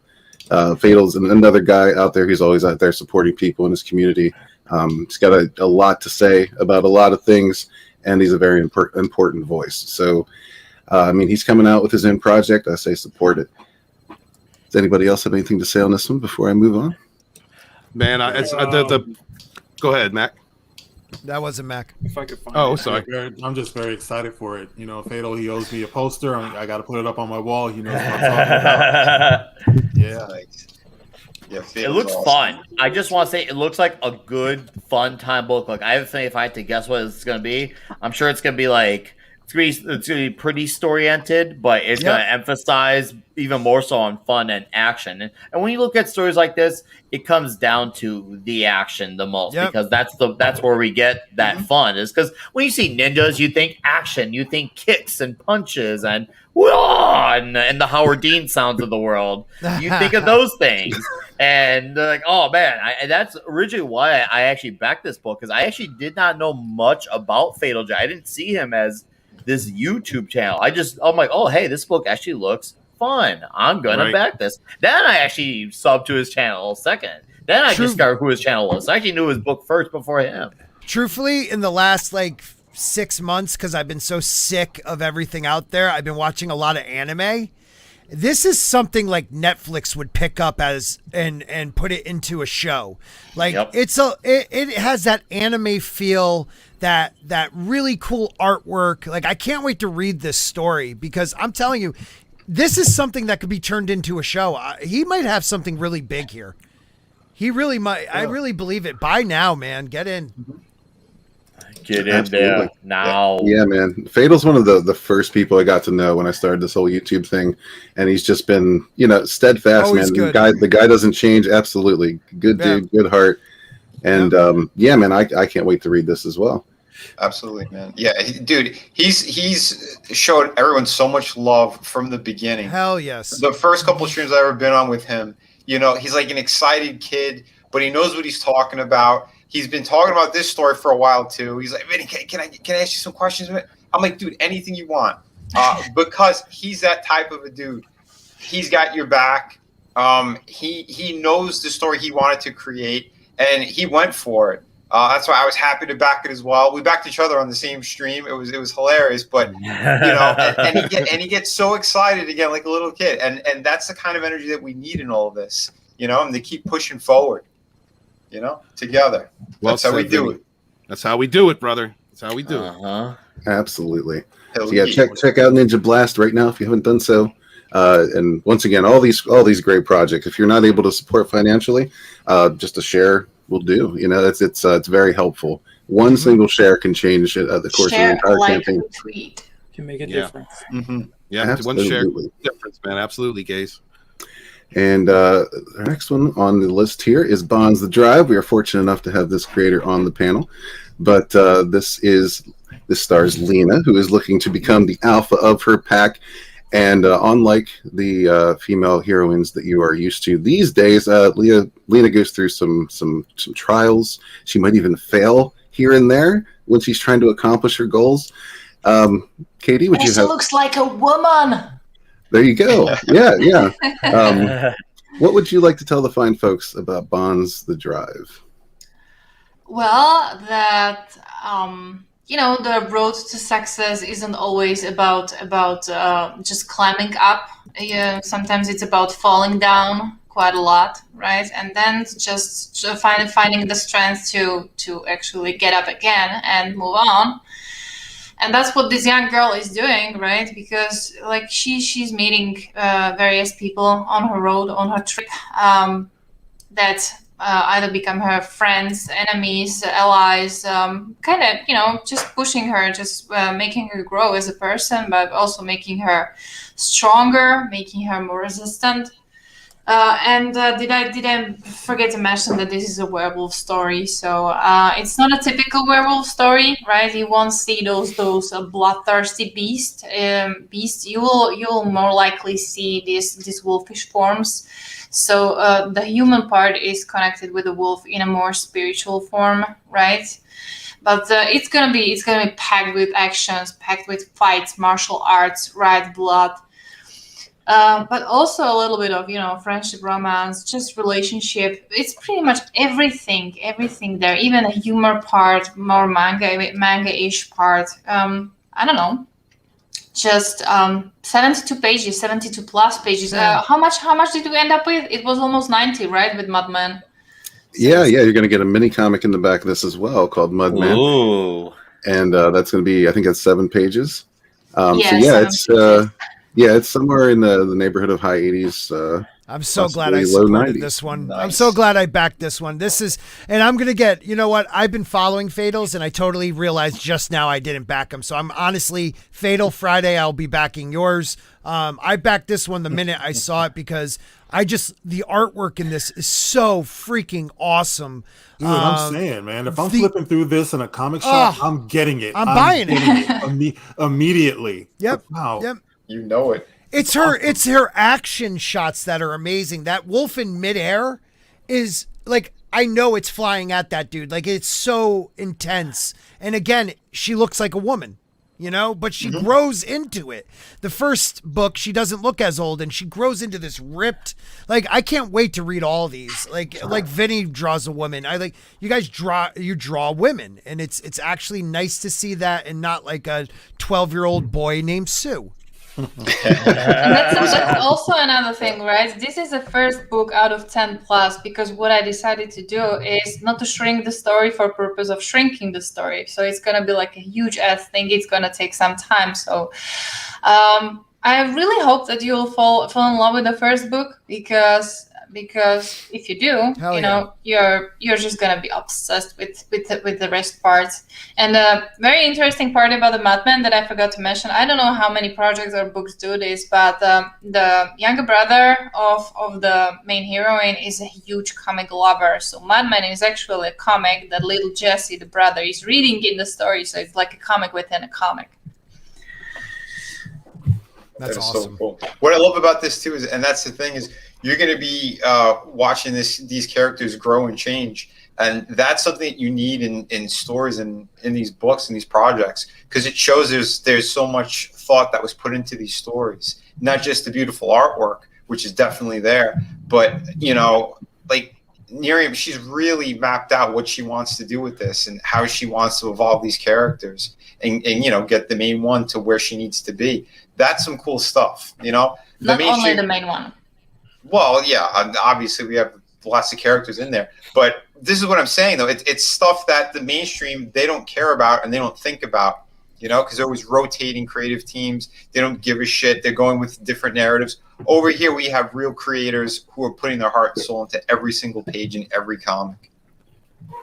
Absolutely. Also, one last thing. What I really love about the story is it's not fully written. It's written in form of chapters, and each chapter is just I have the general idea what I want in the chapter to happen. But I am very well aware that maybe we creators should listen to even to our fans, right? So the story is organic. So there is a space to grow, there is a space to change, and to branch somewhere. That's just what I want. Was that a joke? Were you trying to make a joke? No. Of course, all right. me Making sure. jokes. Make like a tree and leave. Thank you, Neeram. Guys, please back Bonds to Drive. What else we got here, Gaze? Well, next up, we have a project by another creator on the panel today, Shadow of the Kraken. This follows James Callan after he leaves the Royal Navy. He sets out on the high seas to take part in a life of piracy. And I'm sure Vinny can explain this much better than I can. That's right, yeah. Nathaniel James Callan, he is our main character here. And yeah, he goes from being part of the Royal Navy and he becomes a pirate. You'll see why. And how this story is going to have a lot of different things going on with it, aside from treasures and all the cool stuff that you need in a pirate story. We're going to be dealing with the darkness of man too. How far is too far? Could you get back into the light?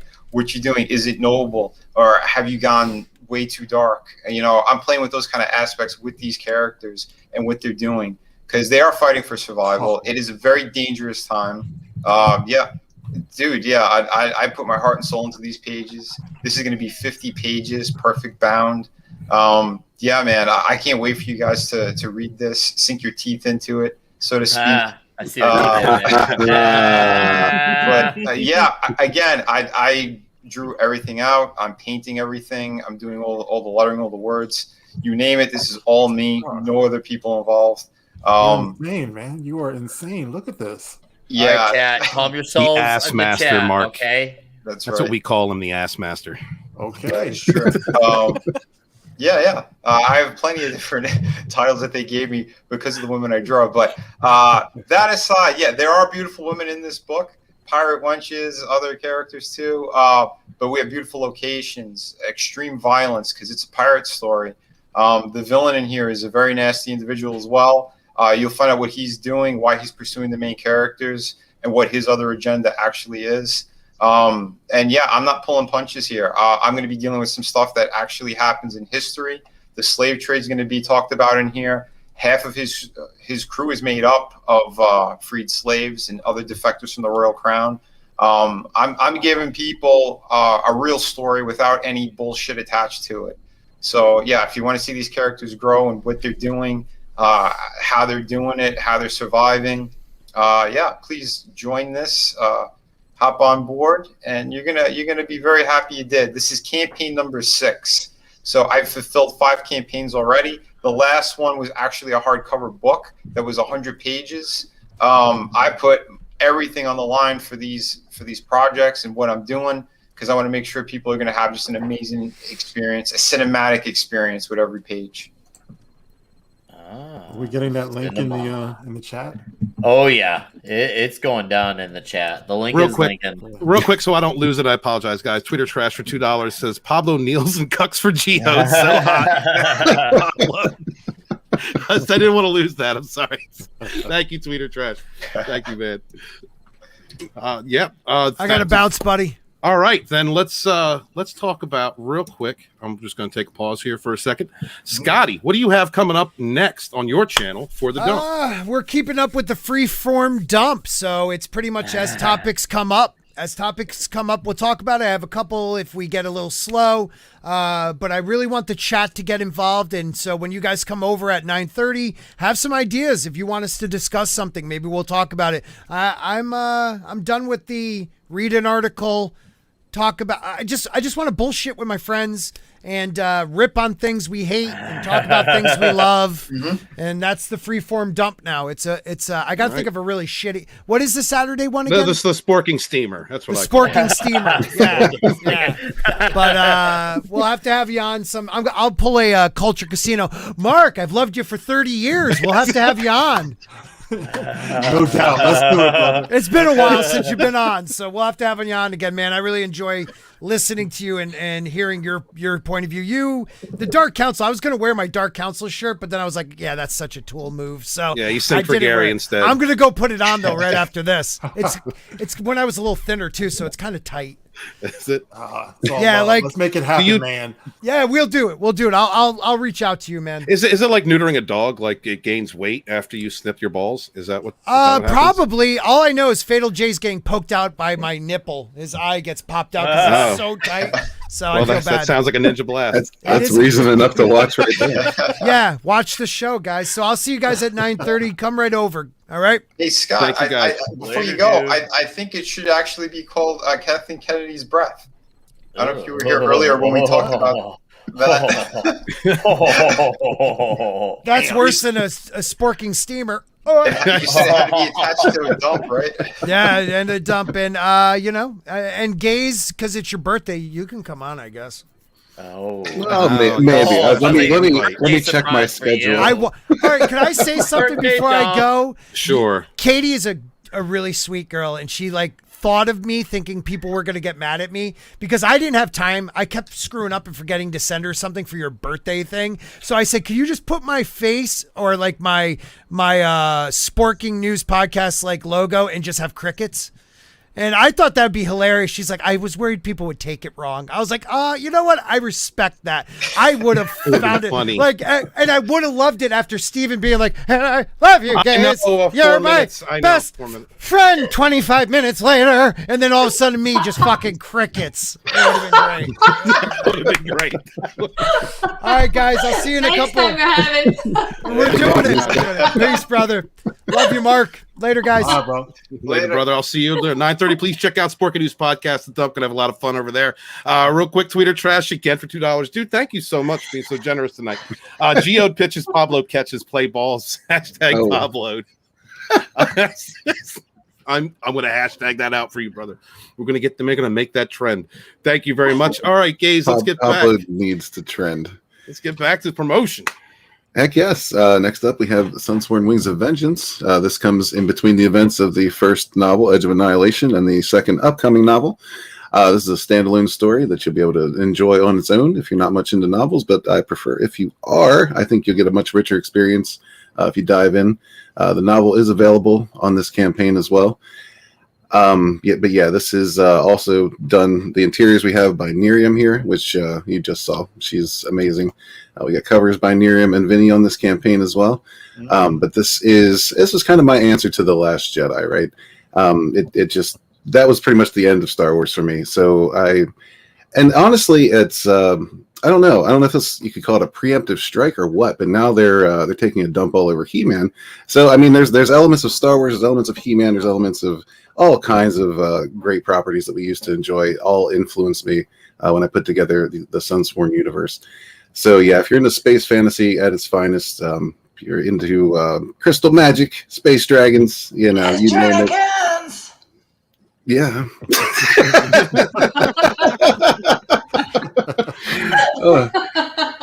But yeah, I just encourage you to check it out, man. This universe is going to go on for a very long time, no end in sight, and it's just something I'm very passionate about. This all started from a role-playing universe that I created many years ago, before some of you were probably born. But yeah, man, it's always space fantasy's always been in my blood, man, and that's what I wanted to do with this. So yeah, check out Sunsworn Wings of Vengeance. Just a quick pitch. The heroes will be heading to a planet that's still occupied by forces that invaded during the events of Edge of Annihilation. They need to take this planet back, so it's very important to rebuild the galaxy. And they also discover there's someone on that planet that's very important to the Astro Union that they need to rescue. So watch them take on the villainous Kavar and his army of Drakor as they attempt to regain this resource planet and move their galaxy forward after it was on the edge of annihilation. Beautiful, so, yeah, man. That's all I got for Sunsworn. I'm going to personally shill for Sunsworn because Gaze has been my buddy since we first started. Me, him, Rookie, Lethal, Snow, all of us. And Jay in a chat just talking shit to each other. This guy, man, I didn't know he was coming out with this project. He didn't even tell me. And then out of nowhere, he just started writing it. And then he told me why he was writing it, because this was his answer to The Last Jedi and Star Wars being destroyed for him. And he wanted to create something that you could love now and later, that won't be changed. It won't be repurposed. It won't, this is something that you can fall in love with, the universe you can love, and you can share with your children when you have them or if you have them. Thank you guys very much for supporting this. Please share out links for all these independent creators. But I just wanted to give a little special love to Gaze because that's what I do. Oh, hell yeah, man. Hell yeah. I'm going to reach around as well. Dude, from day one with Red, Absolutely amazing, man. This guy, he knows what he was talking about. And when he told me about some of this story from the novel first, I was blown away. I'm like, dude, yeah, you have to do it. I'm so happy he did. I told him, anytime you need a cover, you need anything, I want to be attached to this project because I believe in the characters, but more importantly, I believe in the man and what he's been doing. This is incredible. I'm so damn proud of him. Oh, my sister's there too. Hey, Carla. Hail. Hail. But yeah, absolutely amazing. Again, we have great people throughout this community, top to bottom. I fucking love it, man. Hell yeah. Back to all these projects. Yeah. Can I just say too, just as a, as a fan, as somebody who used to collect comics, I swear to you, I got that old feeling, for just a moment, looking at these previews here, I need this. This is something I haven't felt in a long time. I actually felt like I was going somewhere else, for a minute, looking at some of those incredible illustrations and, the words that are there make me want to know what's going on, what's the context, what's happening here, the story. But look at it. It's a window into another world. I mean, when's the last time we've seen this? When's the last time we felt this? Right. This is good, man. I haven't felt this in a long time. I love it. Thanks, brother. I appreciate that. Look at that dragon. Oh, man, that's badass. That dragon. I love it. And it's amazing. You actually make the purple on it look badass, too. Yeah. And the eyes, too. Like, dude, I never thought yellow would look so menacing. That's the eye? No, that's a ship. Is that? I can't tell if that's an eye right there. Either way, did the yellow look? I'm probably saying, no, I actually thought it was the eye at first. I was like, bro, what? No, but seriously, the dragon does look badass. And I love how the colors just pop. They really do. I love how they pop out.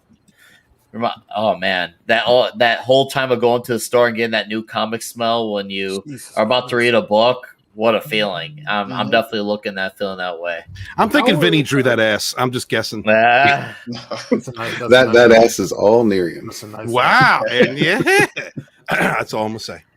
She's gunning for the title. Ladies know the ass is the best. You should know that because ladies are the ones who check out the others ladies even more than the guys. We get some inside info. It's true. That's competition. Whisper that word. Vinny, you have competition, bro. That ass is on fire.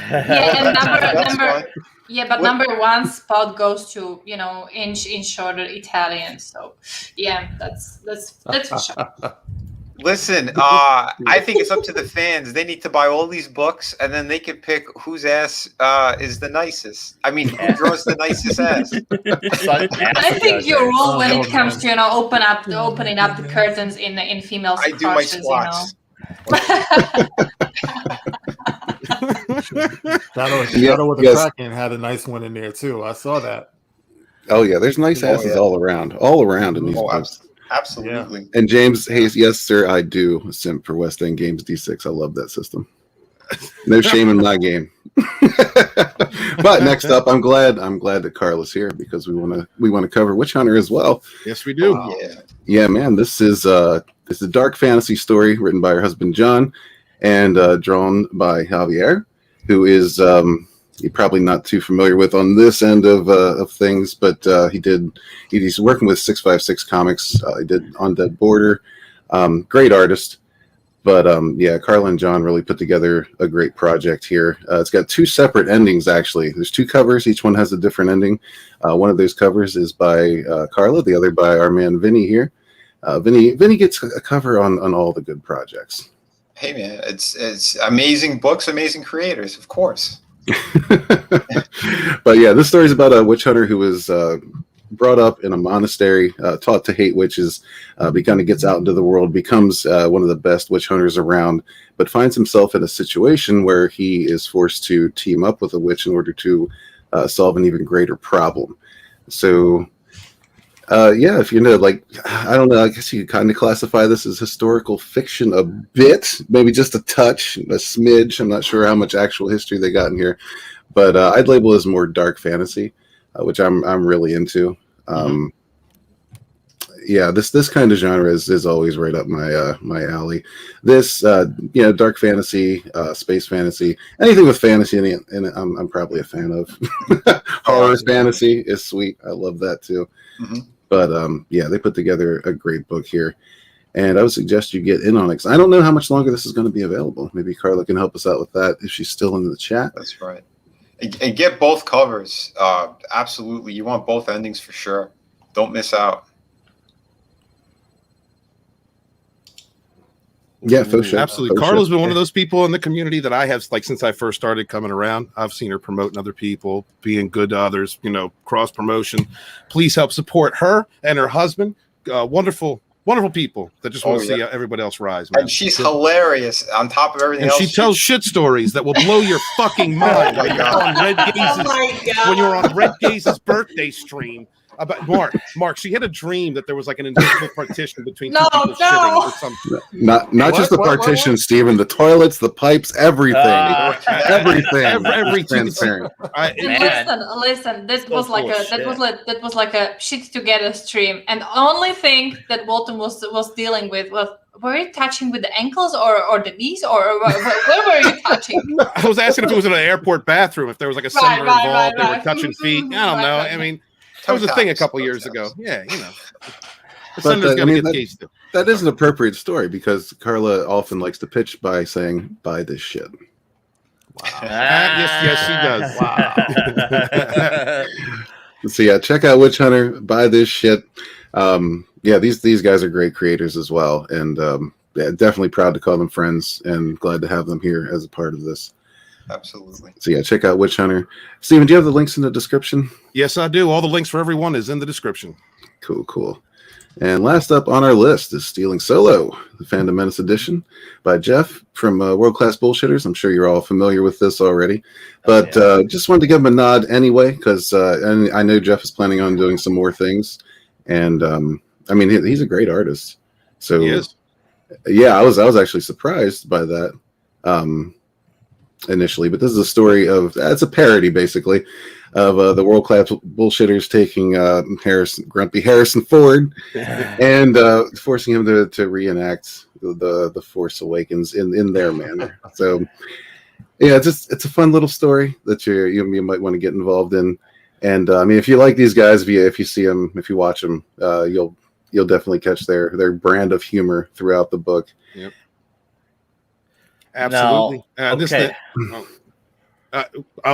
this book comes from World Class Bullshitters, guys, what I consider to be the flagship channel of the Fandom Menace. They were out there loud and proud and have been for a long time, shouting, and they try, and they try and stay out of politics. It's all about entertainment. So I love World Class podcasts. It's all about from the entertainment angle, the creative angle, try and stay out of politics as much as they can, try to stay out of trouble as much as they can, and they just do their thing. This is a great book. It was really good to see another creator in the Fandom Menace community coming out with a project when Stealing Solo first happened. It gave me a boost. It gave me confidence to do what I do my thing, and I'm sure it did to other people. So hail to them. Please back this book up. This is what we've been talking about. If the entertainments aren't going to give us what we've asked for, if they're going to treat us like garbage, then let's support those who have been there for us. World Class has been there for us for many years now. I want to ask about this book because so as far as my familiarity with World Class Bullshitters, I'm pretty familiar. I've been following them for a few years. I've watched their stuff from time to time, but I couldn't say I've caught on to their form of humor. If I'm coming into this book, I guess you could say I'm coming into this book as a normie technically.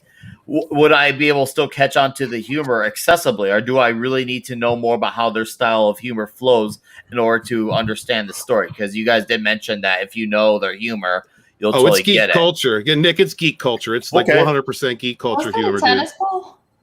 Yes. Where are my royalties? I thought Harrison might have something to say about this. God. Yeah. I crashed my plane because I got a text. You crashed your plane. I was like, oh my God. They're ripping me off. Again. What do you think about this shot, Harrison? Oh, Jesus. Not again. They killed me already. Why? Why? I'm kind of looking at the shot, Harrison. You're kind of missing your tool down there. It's totally flat. No cleaner, nothing.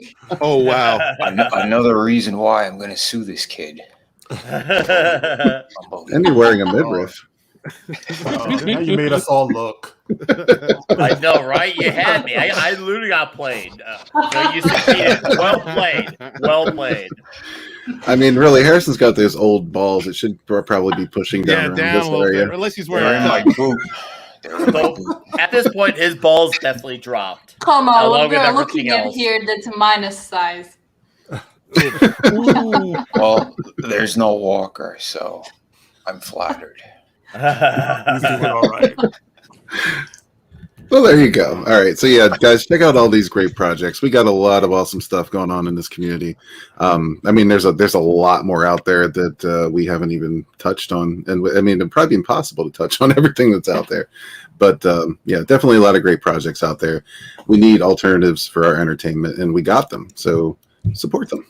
Yeah, support all these Thank you independent. very much. Thank you, Gaze. Appreciate that. Gaze is going to be heading up Rogue Entertainment's independent creators faction department. We haven't really named it yet, but he's going to be doing that. We want to make sure that all of us out there who are making independent projects, we have somewhere we can go. No drama, no climbing any ladders, no bullshit. Just come, promote, be happy, show your stuff, and hopefully you get some more sales, because that's what we're about. Supporting this independent community. Thank you guys so very much for being here. I had something else lined up, but the Sporking News podcast, the dump's going to be on in a half hour, and I would be remiss if I did not give a shout out to Jade Shadow. Please check out Jade Shadow's channel. Mara Jade just hit 3,000 subscribers. She's having a celebration stream at 10 o'clock tonight. President Abu Nas is going to be among the panelists. Nice. Please check that out if you have the time. But other than that, hopefully I will see all you guys at 9:30 on the dump. We're going to start off and let everyone promote their stuff. First up is our guests, the gospel according to Mark with a C. 1 second. Wait, hold up. Son's right there. What's the matter? He's being a dad at the moment, so we're going to allow 32 flavors of Nick Weiser.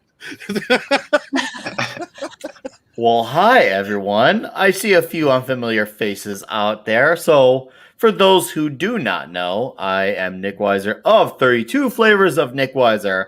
I talk metal, I talk pizza, and I rant about whatever's on the mind at the time as well. I do fun live streams. Of course, I'm on Yelling at Park Cars with Comics Division and part of Clobbering Times' Global Geek Gang. And for those cool social medias, mine's Twitter, Instagram, at Nick Weiser. Come check me out. Oh, yeah, buy you do. If you do sub, I'm close to 400. And yes, I will not disappoint. I like to say I'm Dave Portnoy meets Yellow Flash with a Metal Mythos baby of Razor Fist put together as one, as an orgy family. So come check me out. I'll talk to you all soon. And Walton, thanks for letting me come on. Appreciate you. Appreciate this panel. Nice to meet some new faces as well. Till we do this again. Thank you. Thank you, brother, for being here. Real quick, Twitter Trash says, Pablo's best ship ever. Pablo, best ship ever. Yes, absolutely. I am so down with that. Wait, doesn't he mean best vessel? The best. Well, they're in a vessel named Vessel, playing with a rock. And a hard place. A hard place. Next up is the gospel, according to Mark with a C. Tell me where they can find you, brother. On my YouTube channel, The Gospel According to Mark with a C. And I talk about Star Wars, the MCU, the DCEU, pop culture in general, what they're doing to us, some social commentary, all types of good stuff. I'm just now getting into live streaming. So, I'll be doing that. And I think they're trying to get me to host the Dark Council next week. Good. So there's some exciting things, and come on by, join the conversation. We have a lot of fun, and this has been a lot of fun. Thank you guys so much for having me on. Thank you, brother. We appreciate you being here. Guys, please subscribe to the Gospel According to Mark with a C, and our brothers, the Dark Council, which comes up after Rogue Squadron on Tuesday nights. We were kind of like the pre-show when we first started for those guys, because I believe in Mark, Damajnai, Abu, all those guys. They've been my heroes for years, so please support them. Next up is Miriam. Tell me where they can find you, sweetie. Most of the time in my living room drawing. Okay. Most of the time on Twitter, yes, and Miriam, and then Instagram as the Miriam Bonds, and also YouTube Miriam Nova. And that's pretty much it. Thank you, sweetheart. Appreciate you being here. Next up is the Red Gaze. What up? What up? Yeah, you know where to find me at Red Gaze on YouTube, at the Red Gaze on Twitter. Been pushing that channel content again, so check it out. I totally ripped off Culture Casino and started doing a 5-minute Firestorm. Good. 12, You do it better. 12:30 every day. Thank you. Yeah, trying to keep that everyday schedule. It's something quick to do that doesn't kill the entire day. And I think it's a little bit of fun. Talk to the chat just a bit and get some news out there, some headlines, but also trying to put out some other videos and regular content and get back on a live streaming schedule. So definitely get out there, support independent creators in any way you can, financially, just tweeting, telling your friends, your family. It's very important that we get the word out and let people know there's alternatives to the giant disappointment that is Hollywood. Thank you very much, brother. Next up is the wonderful, the Ass Master, Vinnieart. Brother. Yeah, thank you so much. I hope people will continue to subscribe to my channel. I'm over 800 subscribers, so we're getting closer and closer to 1,000. I could use some more watch hours for sure. I teach people on my channel how to draw. I do live streams. I have these great guests on all the time. And I'm going to be pivoting now into the toy kind of area as well, since my background has been working for McFarlane Toys as a lead designer, a bunch of other places. So I'm going to start doing reviews now on 1/6 scale figures and all kinds of different figures, actually. But I just filmed my first one, but I'm playing around now with how to edit it and put it together. So it's going to be pretty cool, just for some extra content as well. And it's all in the same realm of what we're doing, right? It's comics, it's movies, it's games, it's toys, all this great stuff. Please subscribe. Click the bell for notifications, all that stuff you got to do. I want to thank everyone who's been on panel.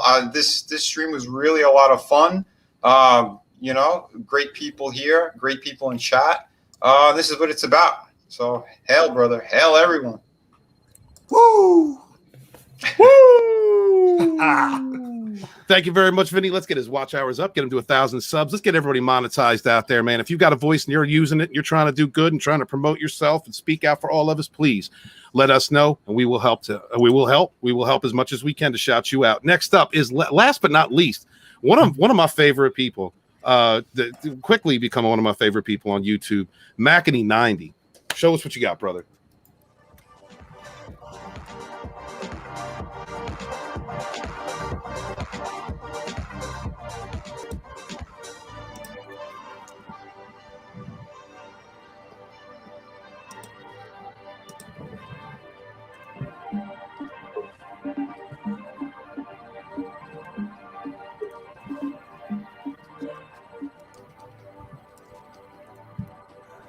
Matt, could you breathe heavy and say some sexy things in that 70s black Hollywood voice you use? Can you do that?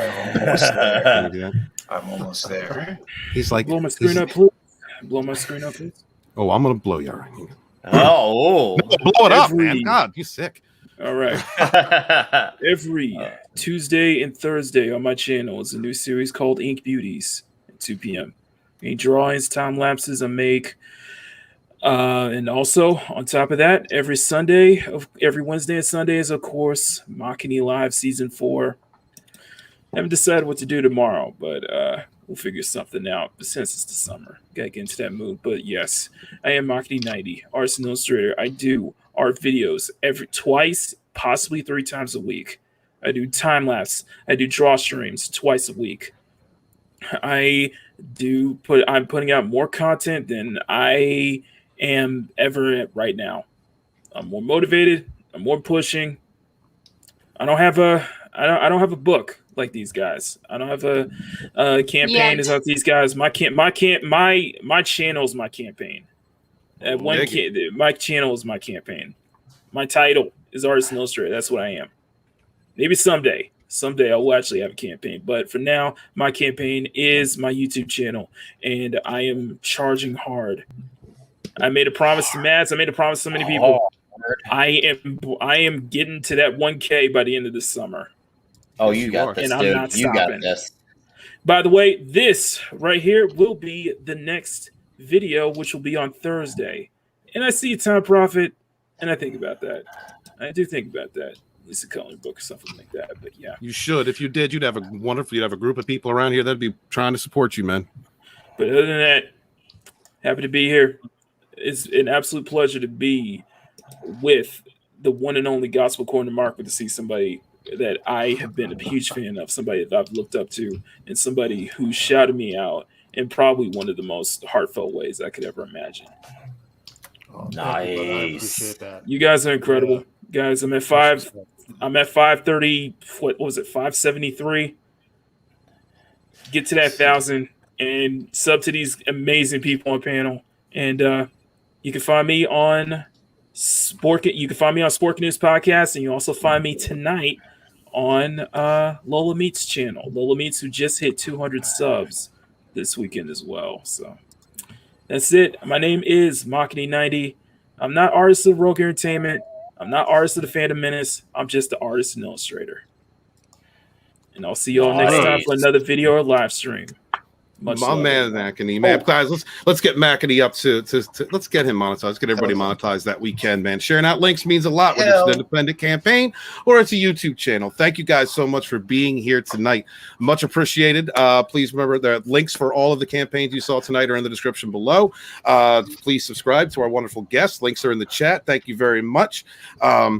I'm going to leave you all off with something that I enjoy putting together, that John Talks put together for me after I made a speech on Friday Night Tights one, and I really do appreciate that, and I appreciate everybody that supported me throughout my time here. Support each other. Wash your hands. Wash your ass. Be good to each other. Peace.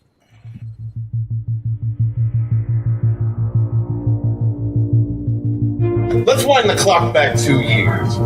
These ideopolitical extremists, not creating but repurposing franchise, would not listen to any fan. And what did they do?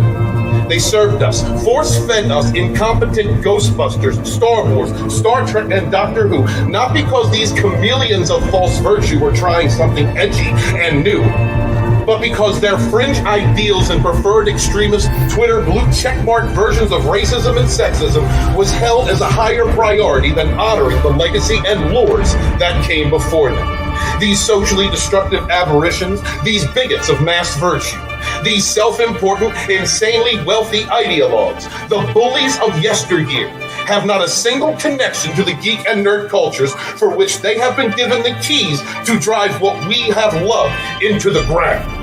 They have no attachment to it, no love for it. They do not care about these properties, legacies, characters, legends, mythos that we, the geeks and nerds of decades past, cherish as the escapism from the bullies' throttling abuse. We were not members of the in-crowd. We were not the popular kids. We were the outcasts, the rebels, the misfits, coming together in comic book shops, playing Dungeons and Dragons, to engage in competitive gaming before it was the cool thing to do. We were the original cosplayers, fandom event organizers, and we did these things not only for the love in our hearts that we had for Doctor Who, Star Trek, or Star Wars, but to respect the creativity of those who imparted their visions to us as escapism from the mundane, to evade the bullies who mocked us for liking the things that we love. Now these false creators, these repurposers, these bullies of yesteryear have taken control of the games, comics, television, and movies that we have loved and supported for decades, some of us for generations. The sole intent for these heartless propagandists is to use what we have adored for most of our lives as a platform to espouse bigotry, segregation, division, and hate. They mock us, use the mainstream, access media, and spineless cuckold shills to weave false narratives about us and once again set to shame us into obscurity from the very escapist entertainments, the very modern mythologies, the very bastions of inclusion that we once called our fandoms. But we have been here before. In older times, we have suffered this type of ostracization and abuse. Were we not once the outcast in times of old, the rebels, the misfits? out of these dark times in our pop culture after the obscenity of CBS All Access Star Trek, the mockery of Christian Ball's Doctor Who, and the complete and utter degradation and disrespect of the single greatest hero in science fantasy, Luke Skywalker. All of these intentionally open insults to everything we have loved for decades. These hateful, crass, disingenuous social justice bigots set about defaming, labeling, attacking if we dare have anything to say about it. They use their weight in the media in an attempt to bludgeon us into capitulation. If there were those who would not kneel to this onslaught of false virtues and fake narratives, these men and women who showed us the way, who stood up and raged against the machine, who put themselves, their professions, their companies, and their families at risk to be our voices in this war for our modern mythology. Across the ether of disenfranchised fans came voices independently, yet in unison, from Anna that Star Wars girl to President Abu Nas, from world-class bullshitters to Midnight's Edge. Those who have supported and adored these modern myths cried out against the perversion of what we love. And the geeks, gamers, nerds, and comic book enthusiasts came together and formed a new bastion of free thought and expression for what we love. And the fandom Menace was born. Without respect, we reject. We do not bow to social terrorists. When the industry tells us to like it or leave it, stand up, my brothers and sisters, and shout, we do not kneel. Hail the fandom Menace.